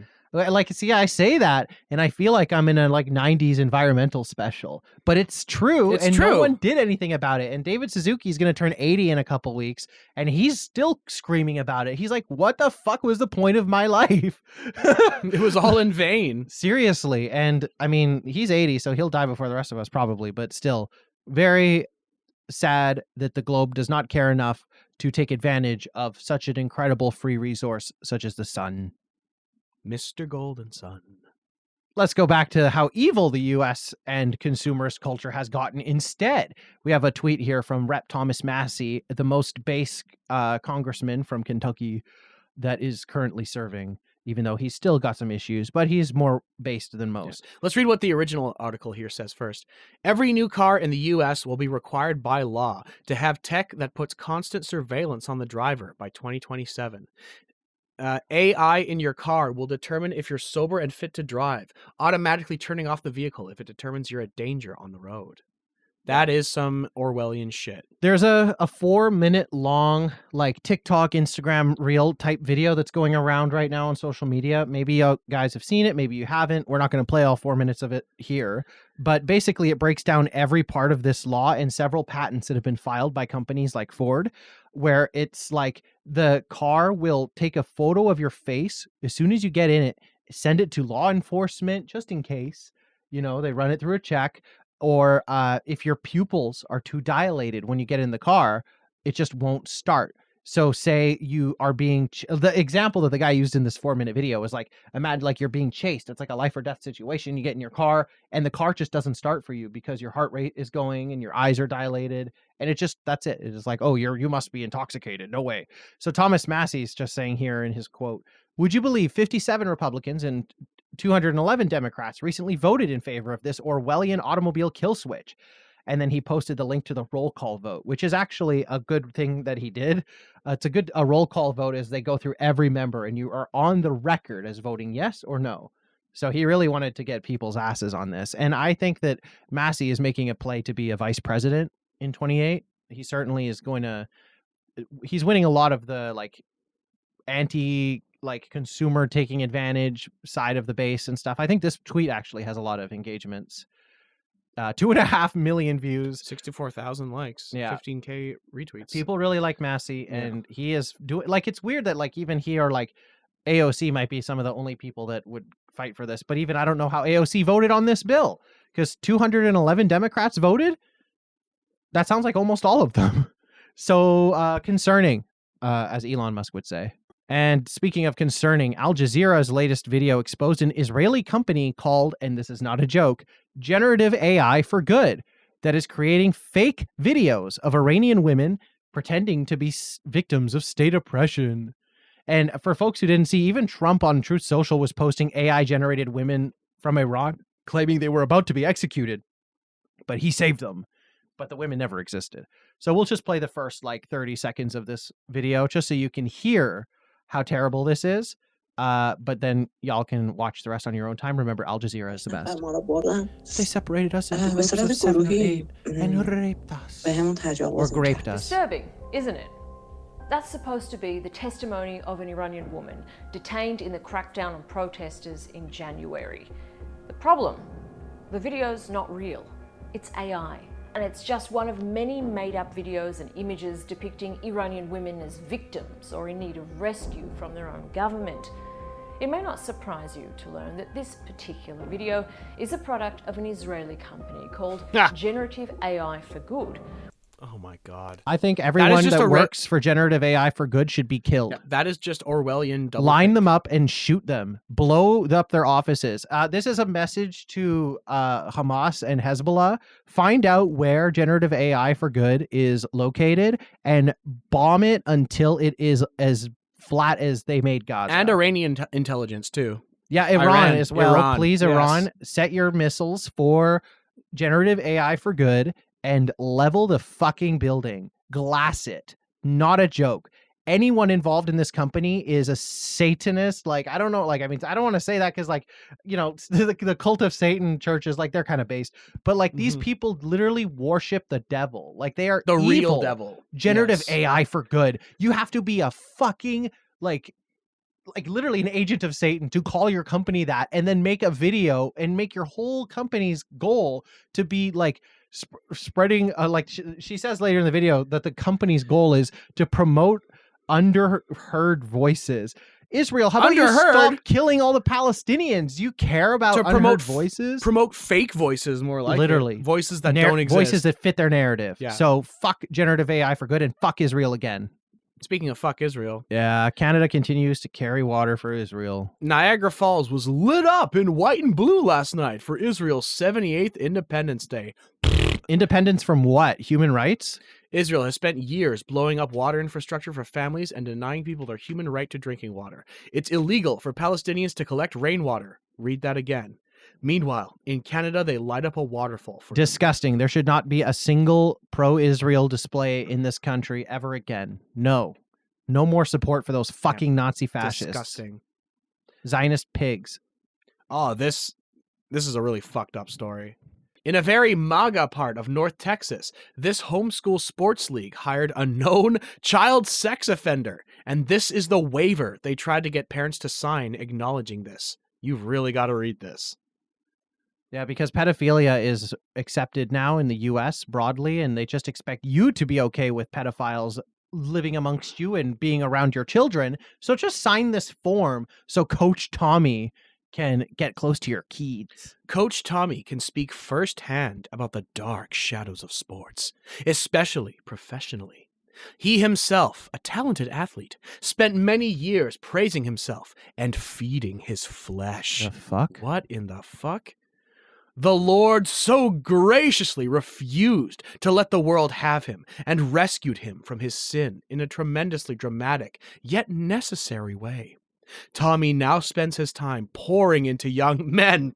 Might not want to phrase it like that. What? Pouring into young men around him, helping them navigate this tricky culture with Christ. His heart is to not only share his vast knowledge of baseball skills, but more importantly, the freedom he found in his Redeemer. So we got another pedophile that found God here? Before you commit to Coach Tommy's leadership, check out his testimony here. So, yeah, a link to his confessional, I guess. So this guy raped kids, and then he found Jesus. He found the light. Hallelujah. He was saved from his foul temptations of the flesh. And now it's okay for him to be around kids again because he found Jesus. Yeah. And he now spends his time pouring into young men as if he wasn't already doing that. So, yeah. Christianity, everybody. Woo! Yes. Christ the Redeemer, famously for redeeming pedophiles. Spent many years praising himself and feeding his flesh. They're just describing the vein. They're trying to say, yeah. They're trying vanity. to make it sound biblical, like, oh, vanity and the temptations of the flesh. Trying to downplay the fact that he was fucking Maybe kids. Coach Tommy should be executed. Mm-hmm. Isn't that what they want to do to pedophiles? Yeah, in places like what Florida? the fuck? Like what? What?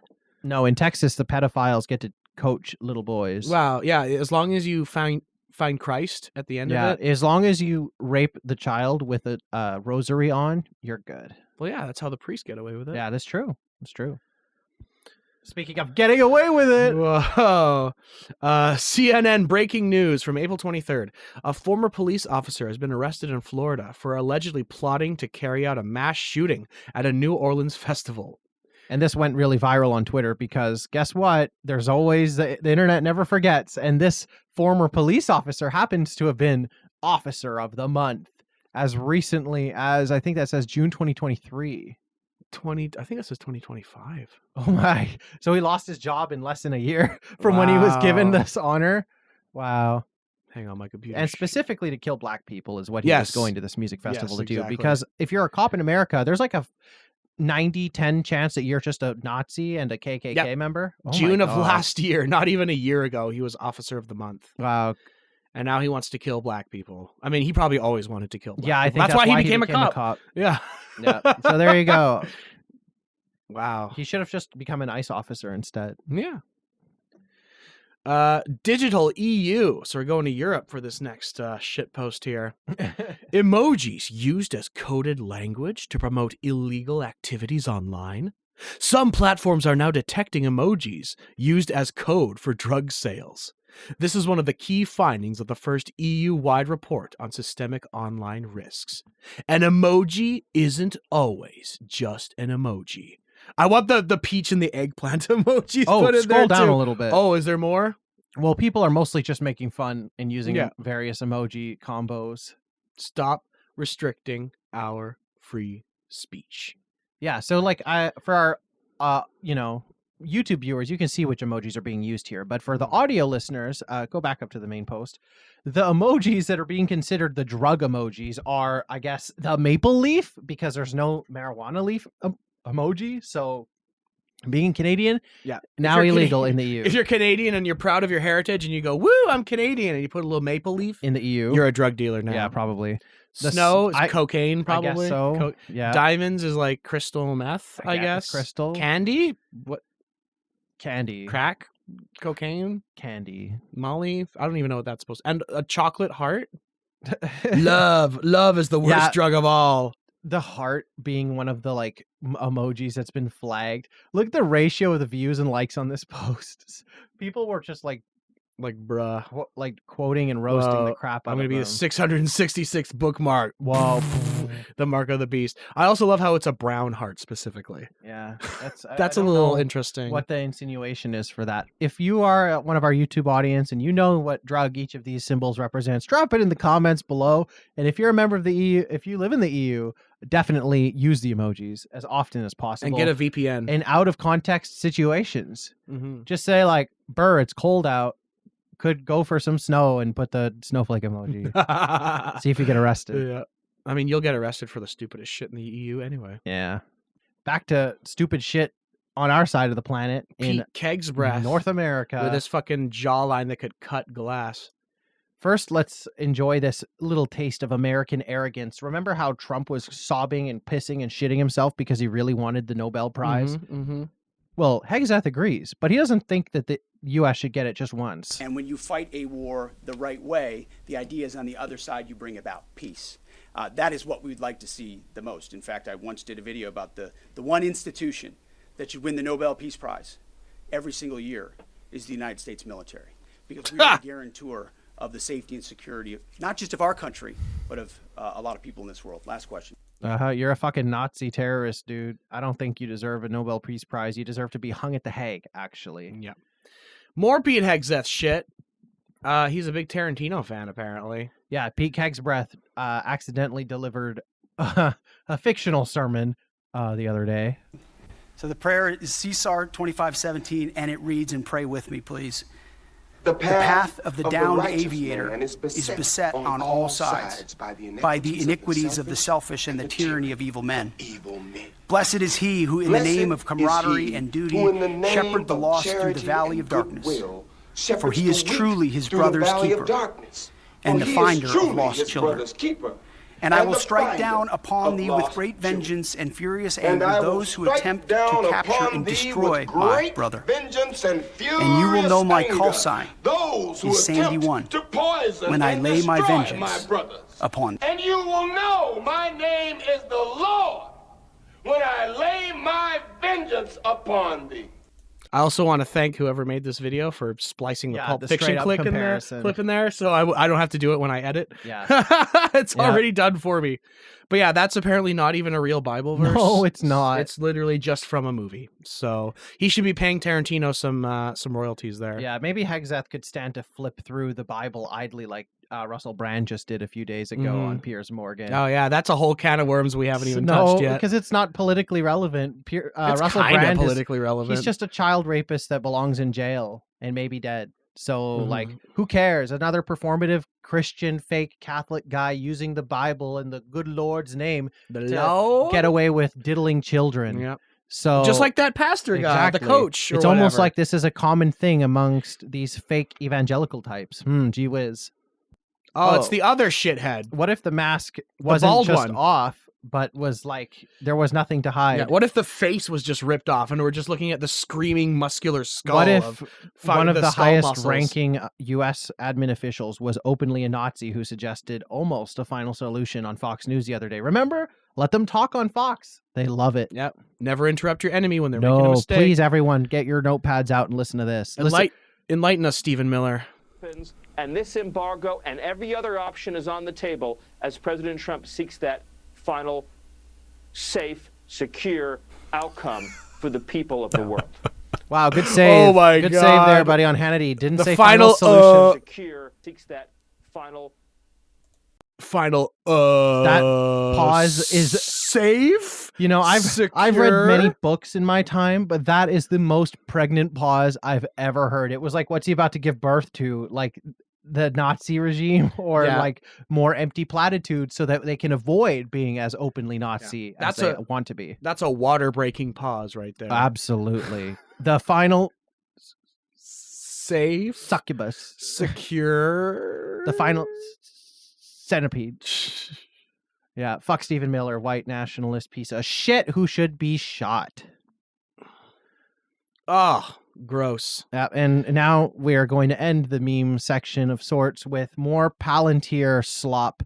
We just heard a UK politician chastise their vice chair on air, as every politician should be treating this Nazi company whose business is killing children and working with fascist states. They took out a full-page ad in the New York Times with black ink to fill the gap just so they could show off how much money they have, to just say 4 words. Palantir stands with Israel. I like your, what's his name? Kissinger sounding voice there. Palantir stands with Israel, Mr. President. Yeah, so they took out this big old full-page ad because I guess Palantir realized, hey, we could just kill children and innocent people and our enemies, and we will be just fine. We get away with it, we can keep doing it, and countries will keep coming to us to do business. Wonderful. What a great world we live in, a free market. Where, except though, if you remember what the CEO said, if you don't do business with Palantir, you're their enemy and they can and will kill you. Yeah. Remember that the cracked up Yes. CEO that we watched a video of a few episodes back? I don't remember his name, but he super cracked up. I remember what he looked like. In fact, even their social media team might be cracked up because Palantir did something that I have never seen a company do before, which was publish their entire manifesto on Twitter, taking advantage of their golden check mark to post their, what do they call it? The techno... Oh my God, there's like 22 whole points. What do they call it though? The Technological Republic. The techno mandate of America. Yeah, the Technate of America. Yeah. So this is just their like literally 20-something bullet points. I encourage everyone who is listening to read this. It's so rare that you see a company be this evil in the open, but it is terrifying. Like there's a lot of just really, really rough points in this. Yeah, look at point number 4. The limits of soft power, of soaring rhetoric alone, have been exposed. The ability of free and democratic societies to prevail requires something more than moral appeal. It requires hard power. And hard power in this century will be built on software. Point 5. The question is not whether AI weapons will be built. It is who will build them and for what purpose. Our adversaries will not pause to indulge in theatrical debates about the merits of developing technologies with critical military and national security implications. They will proceed. Really? Because I can't think of anyone outside the U.S. as goddamn paranoid or invested in AI weaponry. Oh, God. National service should be a universal duty. Hey, look, it's another call for a draft. We should, as a society, seriously consider moving away from an all-volunteer force and only fight the next war if everyone shares in the risk. So is this the 3rd episode in a row where there's been an explicit call for a draft? Yeah, Gee, I guys, think so. What is that about rule of 3s? We know what happens. It's probably going to come out before this episode even comes out. Fucking, if Rob Schneider's words didn't convince you, maybe Palantir saying it will make you wake up. Yeah, and Palantir is loaded. We were just at dinner earlier tonight with some friends from America, and we asked them, do you think there will be a draft? And they were like, nah, I don't think so. It would be unpopular with his base, but Trump doesn't really care about what his base wants anymore. Yeah. Yeah, what does that signal? God, you think that's going to stop him, it being unpopular with his base? Yeah, these are absolutely just like horrifying points here. Really, I want everyone to go and read this because it is a lot to unpack. Yep, this is a lot. Like we could spend like a half an hour just dissecting this whole thing. If This a middle schooler manifesto. posted this, they would be like brought to the principal's office and questioned about, are they going to commit a school shooting? Yeah, for real. Yeah, Palantir is evil. Never forget it. And remember to take your gun out for dinner, wine and dine it a little bit. Ponder your gun. Ponder your Listen orb. to what it's telling you. Mm-hmm. And, act. Mm-hmm. If you really want to maintain your civil liberties and not cede them to the biggest evil corporation of the decade.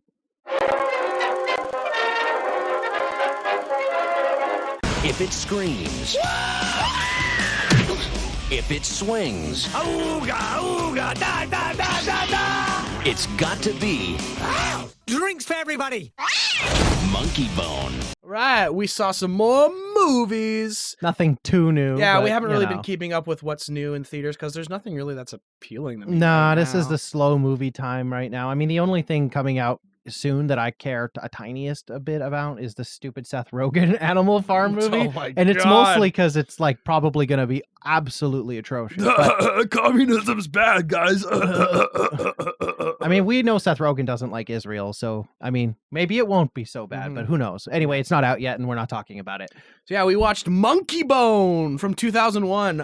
I remember when I used to go into the video store as a kid, I would always see this shit on the shelf, and I would be like, "What the hell is this?" And over the years, I've heard some pretty bad press about this movie. That it's like really juvenile and like sexist, and it's basically like I Freddy heard a lot of similar It's basically Freddy got fingered, but with monkeys, cartoon monkeys. And I don't know, I liked it. Yeah. It was pretty good. It wasn't bad. There were like obvious filmmaking weird things that like I noticed. Like I thought the editing was kind of not great, and then when I looked, it had 3 editors, which is weird. Yeah, that not a makes good a lot of sign. sense. Yeah. So and- yeah.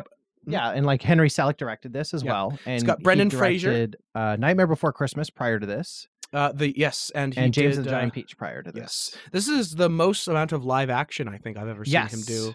Of course, the stop motion is incredible. It's very well done. He knows that craft Great inside set and out, pieces, like great the back of his hand. costumes. Yeah, not just the stop motion, but yeah, the set pieces, the costumes, the makeup, just the setting in general. The premise is really wacky. It's based on a comic book, I believe. Yeah, something like that. Yeah, Brendan Fraser stars as a comic book artist who creates this little wacky Horny monkey. Yeah, this little horny monkey character, Monkey Bone, as a sort of representation of his repressed sexual desires.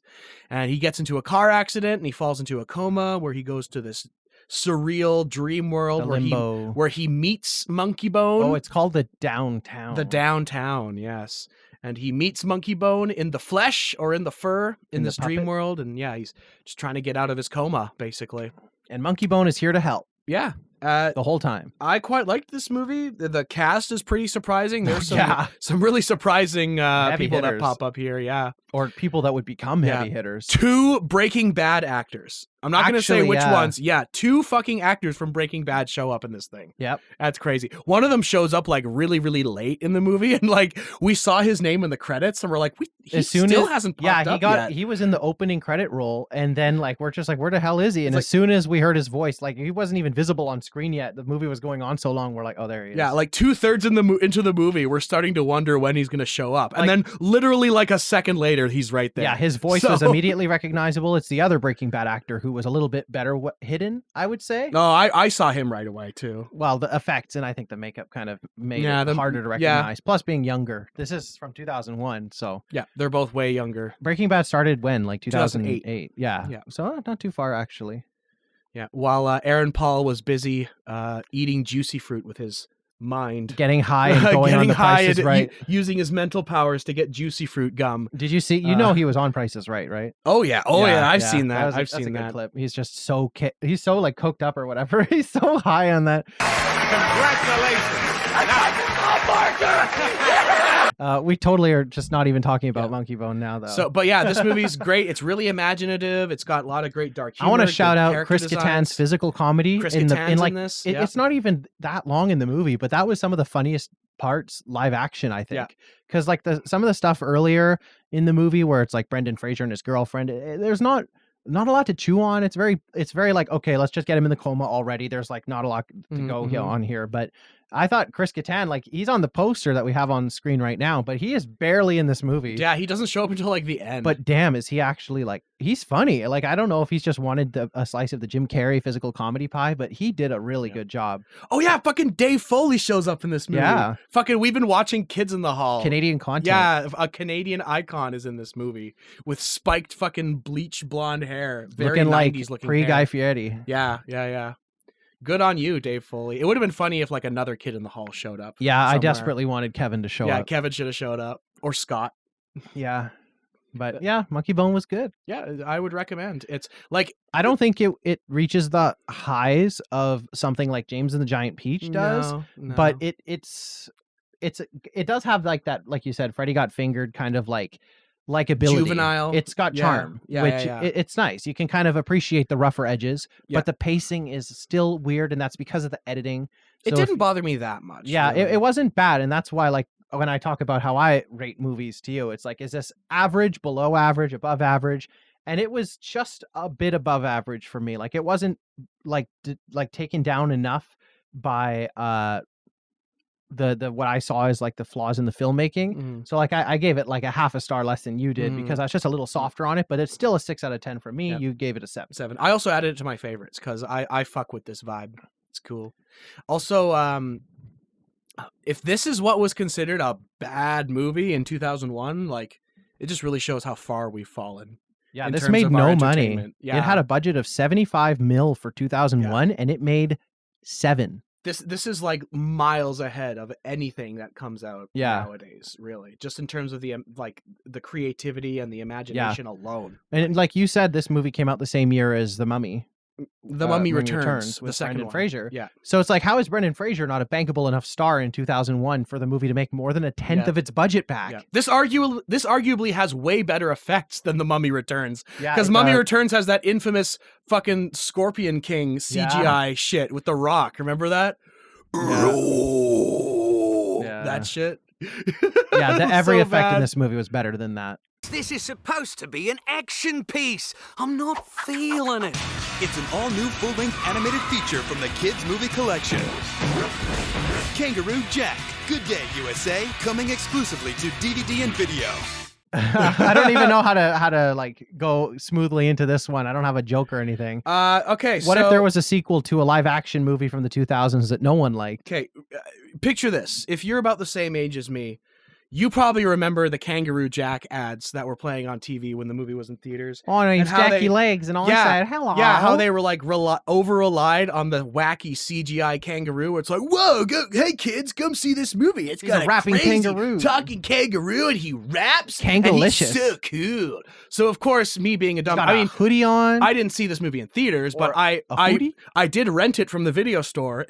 Not this movie, the first one. I rented the first Kangaroo Jack from the video store, expecting wisecracking talking kangaroos, and of course, just like everyone else my age knows, we got ripped off and we were fucking lied to. You got an Anthony Anderson adventure. Yeah, just instead. these two assholes traveling across the Australian outback trying to catch this not anthropomorphic kangaroo. It's like the third time I've said that by I would accident watch too. Raccoon Yeah, Jack. this not anthropomorphic kangaroo wearing a sweater with a bunch of money. Kangaroo is not a word that is in our North American lexicon very I have to often. think about what the animal's called. But yeah, the You just point see is the 2 O's and default to raccoon. in the original Kangaroo Jack, there's like one dream sequence where he Yeah. becomes Anthro and he does a little rap and a dance. Is it a And dream or are they on drugs?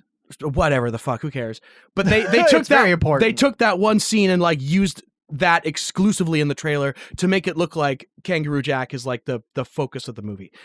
Okay, now we get to this piece of shit, Kangaroo Jack, Good Day USA, which is an animated spin-off of Kangaroo Jack, and again, they did the exact same fucking thing. They took the fucking cartoon kangaroo, they plastered him all over the trailer, they took the one scene where he actually talks and made it look like, oh, it's a wisecracking anthropomorphic cartoon kangaroo who goes around and does wacky adventures. And you know, this being a 2D animated movie, I was way more inclined to believe that that was actually the case because this is animation. Yeah. It's a kid's movie. You can do anything in Wow, animation. you can do anything. Wow. You can make the kangaroo actually talk and rap. Wow, this is the movie that we should have gotten the first time. But no, it's the exact same thing. It's the same two assholes from the first movie, but they're cartoons this time. Whoa. And they're chasing, once again, a feral, non-anthropomorphic kangaroo wearing a sweater as they try to track him down and get the diamonds Vegas. or the money, or they go to Vegas this time.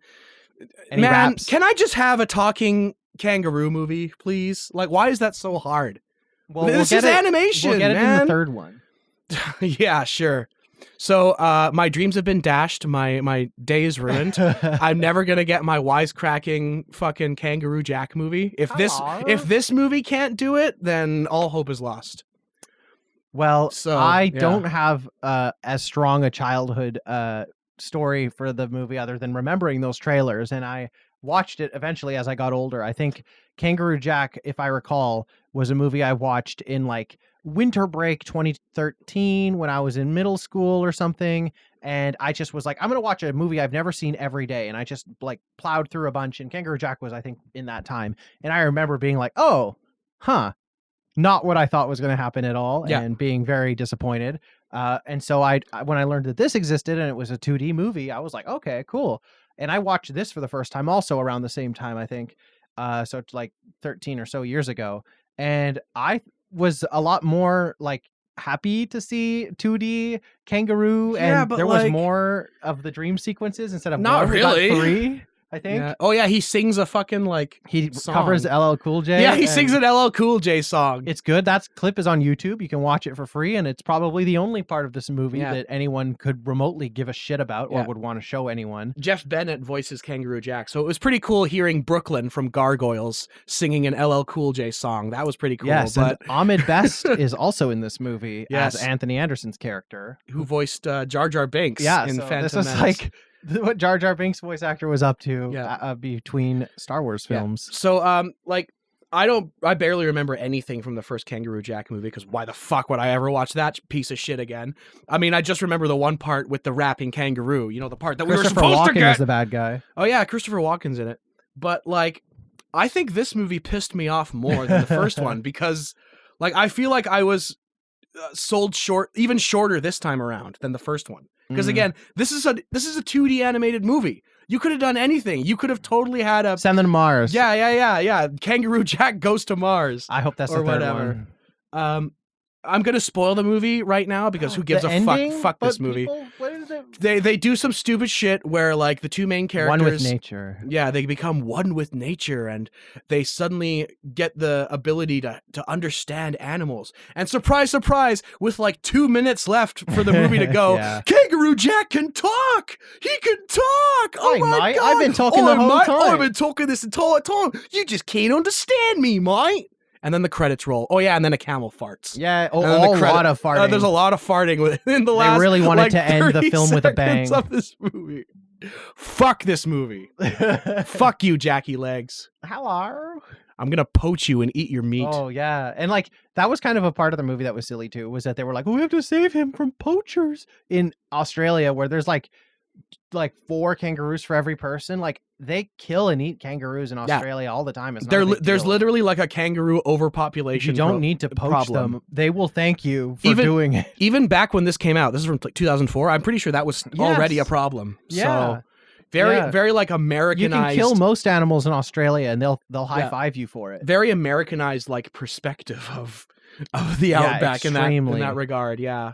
So yeah, this movie is bad, but it does have a place in my heart for being 2D and having the kangaroo. You are blinded by nostalgia. Well, I didn't my give friend. it a high score either. No, but this like, movie. You added it to your favorites though. Yeah, but I gave it a 2. Yeah, I gave it a 1.5, or I think I changed it to a 1 because it pissed me off so much. Yeah, for me, the only redeeming qualities are the designs of the animals and Kangaroo Jack himself. Whenever he's on screen, the movie gets infinitely better. Yeah.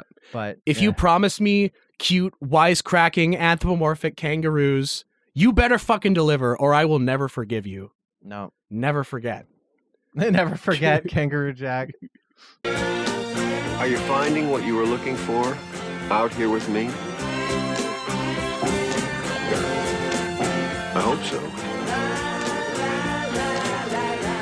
And we started the movie section on a box office bomb, and we're going to end it on a box office bomb, but this one of a little bit more of an artistic caliber, as it were, at least in the eyes of critics, as Wes Anderson film The Life Aquatic with Steve Zissou, starring Bill Murray and all the usual Wes Anderson folks. It was nice seeing Willem Dafoe in this one too. Owen Wilson, Angelica Houston, Jeff Goldblum, Oscar winner, God, I'm forgetting her name, Cate Blanchett. A lot of good people in this. A lot of good people. Fucking Dumbledore 2.0 is in this. Matthew Gray Gubler, the voice of Simon from Alvin and the Chipmunks. Yeah. Jeff Goldblum as well. Yes. And so like we just rattled off the cast and stuff, and it's a Wes Anderson film where it's kind of hard to really describe certain like oh wait a minute stuff that went on. Didn't Henry Selick also do the stop motion for this movie? Yes, I'm pretty sure he did. So we do have another connection other than them both being bombs. Oh, poor Henry. Yeah. His resume. Oh man, I forget what year this came out, but 2004. So a couple years Oof. after Monkey Bone. Damn, and it took him 5 years then to make Coraline after that. Yeah. Man, wow. Man, the artists just get treated the worst. Yeah, yeah. But Wes Anderson had a vision here. He executed it. I thought the story was cool. It's just sort of like an extended odyssey of a guy's life as he like kind of seeks his own white whale of sorts. This creature in the deep sea killed his partner. That's not a spoiler. That's the movie starts. And yeah, he's going to go get it. And well, you can't kill it because what if it's rare? And well, you're out of money, so you're stuck in the ocean and all the problems that can befall a group of explorers that have the ambition to explore the unexplored, I guess. I'll give you my thoughts on this movie, which is basically the same thoughts I have on all of Wes Anderson's movies, which is just, they're all right. I don't know, they just feel all the same to me. Like, the ones that I have watched, like I've seen Grand Budapest Hotel, I've seen this, I've seen The Fenican Scheme, I've seen Isle of Dogs, I've seen Fantastic Mr. Fox, and they just all look the fucking same. Same cinematography, same color scheme, same dialogue, same quirky characters. They all deliver their dialogue in the same way. I don't know, like he's just reading from the same textbook over and over and over again. I was telling you while we were watching this movie, I want a movie where he has less control. Yeah. I want him to like... Where he has to execute someone else's script. Yeah, exactly. Yeah. I've seen more than enough of his vision. I know what his world looks like, right? I will say, actually, this poster on screen right now, they don't feature any of the stop motion that Henry Selick does. Like, they're showing creatures of the deep on this poster, but they're burying the lead that they're not, like, real. The movie uses a very cool stop motion effects to depict the life under the ocean and the aquatic. So it is cool. There's a lot of artistic choices here. It is more of an artsy type film. I wouldn't say it's like overly deep. It's not scary. There are stakes, you know, characters die, as I said earlier. And I disagree that Wes Anderson films are all the same. I mean, the stop motion ones are different just because they're animation. I've seen more. I've seen Rushmore. I've seen Bottle Rocket. I've seen oh god, what's the one I haven't seen is the train one with Owen Wilson. God, I'm just forgetting some of these names. I have seen I'd say the majority of the Wes Anderson films. So I've seen enough of them where I can appreciate the little differences. Emphasis on little differences. Yeah, I mean, like I see it as like there's characters that we are familiar with, and we get to see them played by different actors with different like points of view in different settings. So there are comfort zones that Wes often finds himself in, I think. And he often writes his women to be pretty much the same, I would say. He's got a very particular two kinds of women in Wes Anderson movies. The strong, stubborn, silent type wife, and then the young, free-spirited young lady who has emotional baggage. Those are the two kinds of women Wes can write. So I would challenge Wes to make a movie starring all women, but that would be a huge hurdle for him. Another thing I remember saying to you while we watched this movie is something I should probably change my review on Letterboxd to say this, is Wes Anderson is nestled so deeply into his comfort zone that he's got bed sores on his ass. That's my opinion on Wes Anderson. I mean, this is only his like fourth or fifth film, so I don't know. He released. We watched the Fenican Scheme. We watched the Fenican Scheme, and it felt exactly like this fucking movie. I wasn't going to correct you, but you said it 3 times. It's Phoenician. Phoenician, whatever. Because yeah, I don't know. all of his movies. They're all 3.5-star movies for me. I think I gave this a 4. But yeah, I did like it. I wouldn't revisit it, but it's the Wes Anderson film that I had been most meaning to see for the longest time because it's not one that's readily available on a lot of streaming services. So, yeah, I hope Wes keeps creating, and I would love for him to challenge himself at some point. Yeah. But at least at this time, with the budget and the confidence of the studio and all the cast that he had working with him, I'm glad he made a film as good as he did, and it's a bummer that it didn't make more money. Yeah. I hope he makes more animated movies because I really like Fantastic Mr. Fox and Isle of Dogs, mostly because they're animated movies, not because they're Wes Anderson movies. But I think his style translates a little better to animation, if I'm being honest. Yeah, I agree. Yeah. If you're autistic and you like eating the same meal every single day, watch some Wes Anderson Oh, come movies. on. Okay, Oh, I'm sorry, I'm being mean. But yeah, that's another woke in the West. Wrap on episode 21. It is a Sunday night right now. We are in the wee hours of the morning. It's like 2 a.m. as we finish this. But we will see what happens. Trump did a stupid 60 Minutes interview talking about his PSYOP, and no one cares, and I don't care, and that's about it on that. So I guess by next episode, expect the draft to begin. That's my prediction. Though with our luck, it'll happen before this episode even comes to air, so my prediction will be out of date because that's just how the universe. Just how it is. The universe loves to laugh. Yeah. I don't have any other predictions going forward. I don't think the Strait of Hormuz will open for one. That's going to be closed for quite a while. Ever? I think. Yeah. I think that has fundamentally been changed for the foreseeable future. Yeah, it's hard to say what's going to happen going forward, but our taxes are done and filed. And some of us are richer, some of us are poorer, but the nation as a whole is still not in a good spot, nor is our neighbor to the south. Really, Mexico is just running laps around us right now, and it's not even funny. So let's nationalize our oil. Let's get a national grocery store. Let's start using solar and prepare for the end of the world. Am I right? Yay. Yay. So much hope for young people out there. Yeah. Remember to like and subscribe. Yeah. Good night, everybody. For more hopium. Woo! Only on Woke in the West. Woke in the West. It's too woke.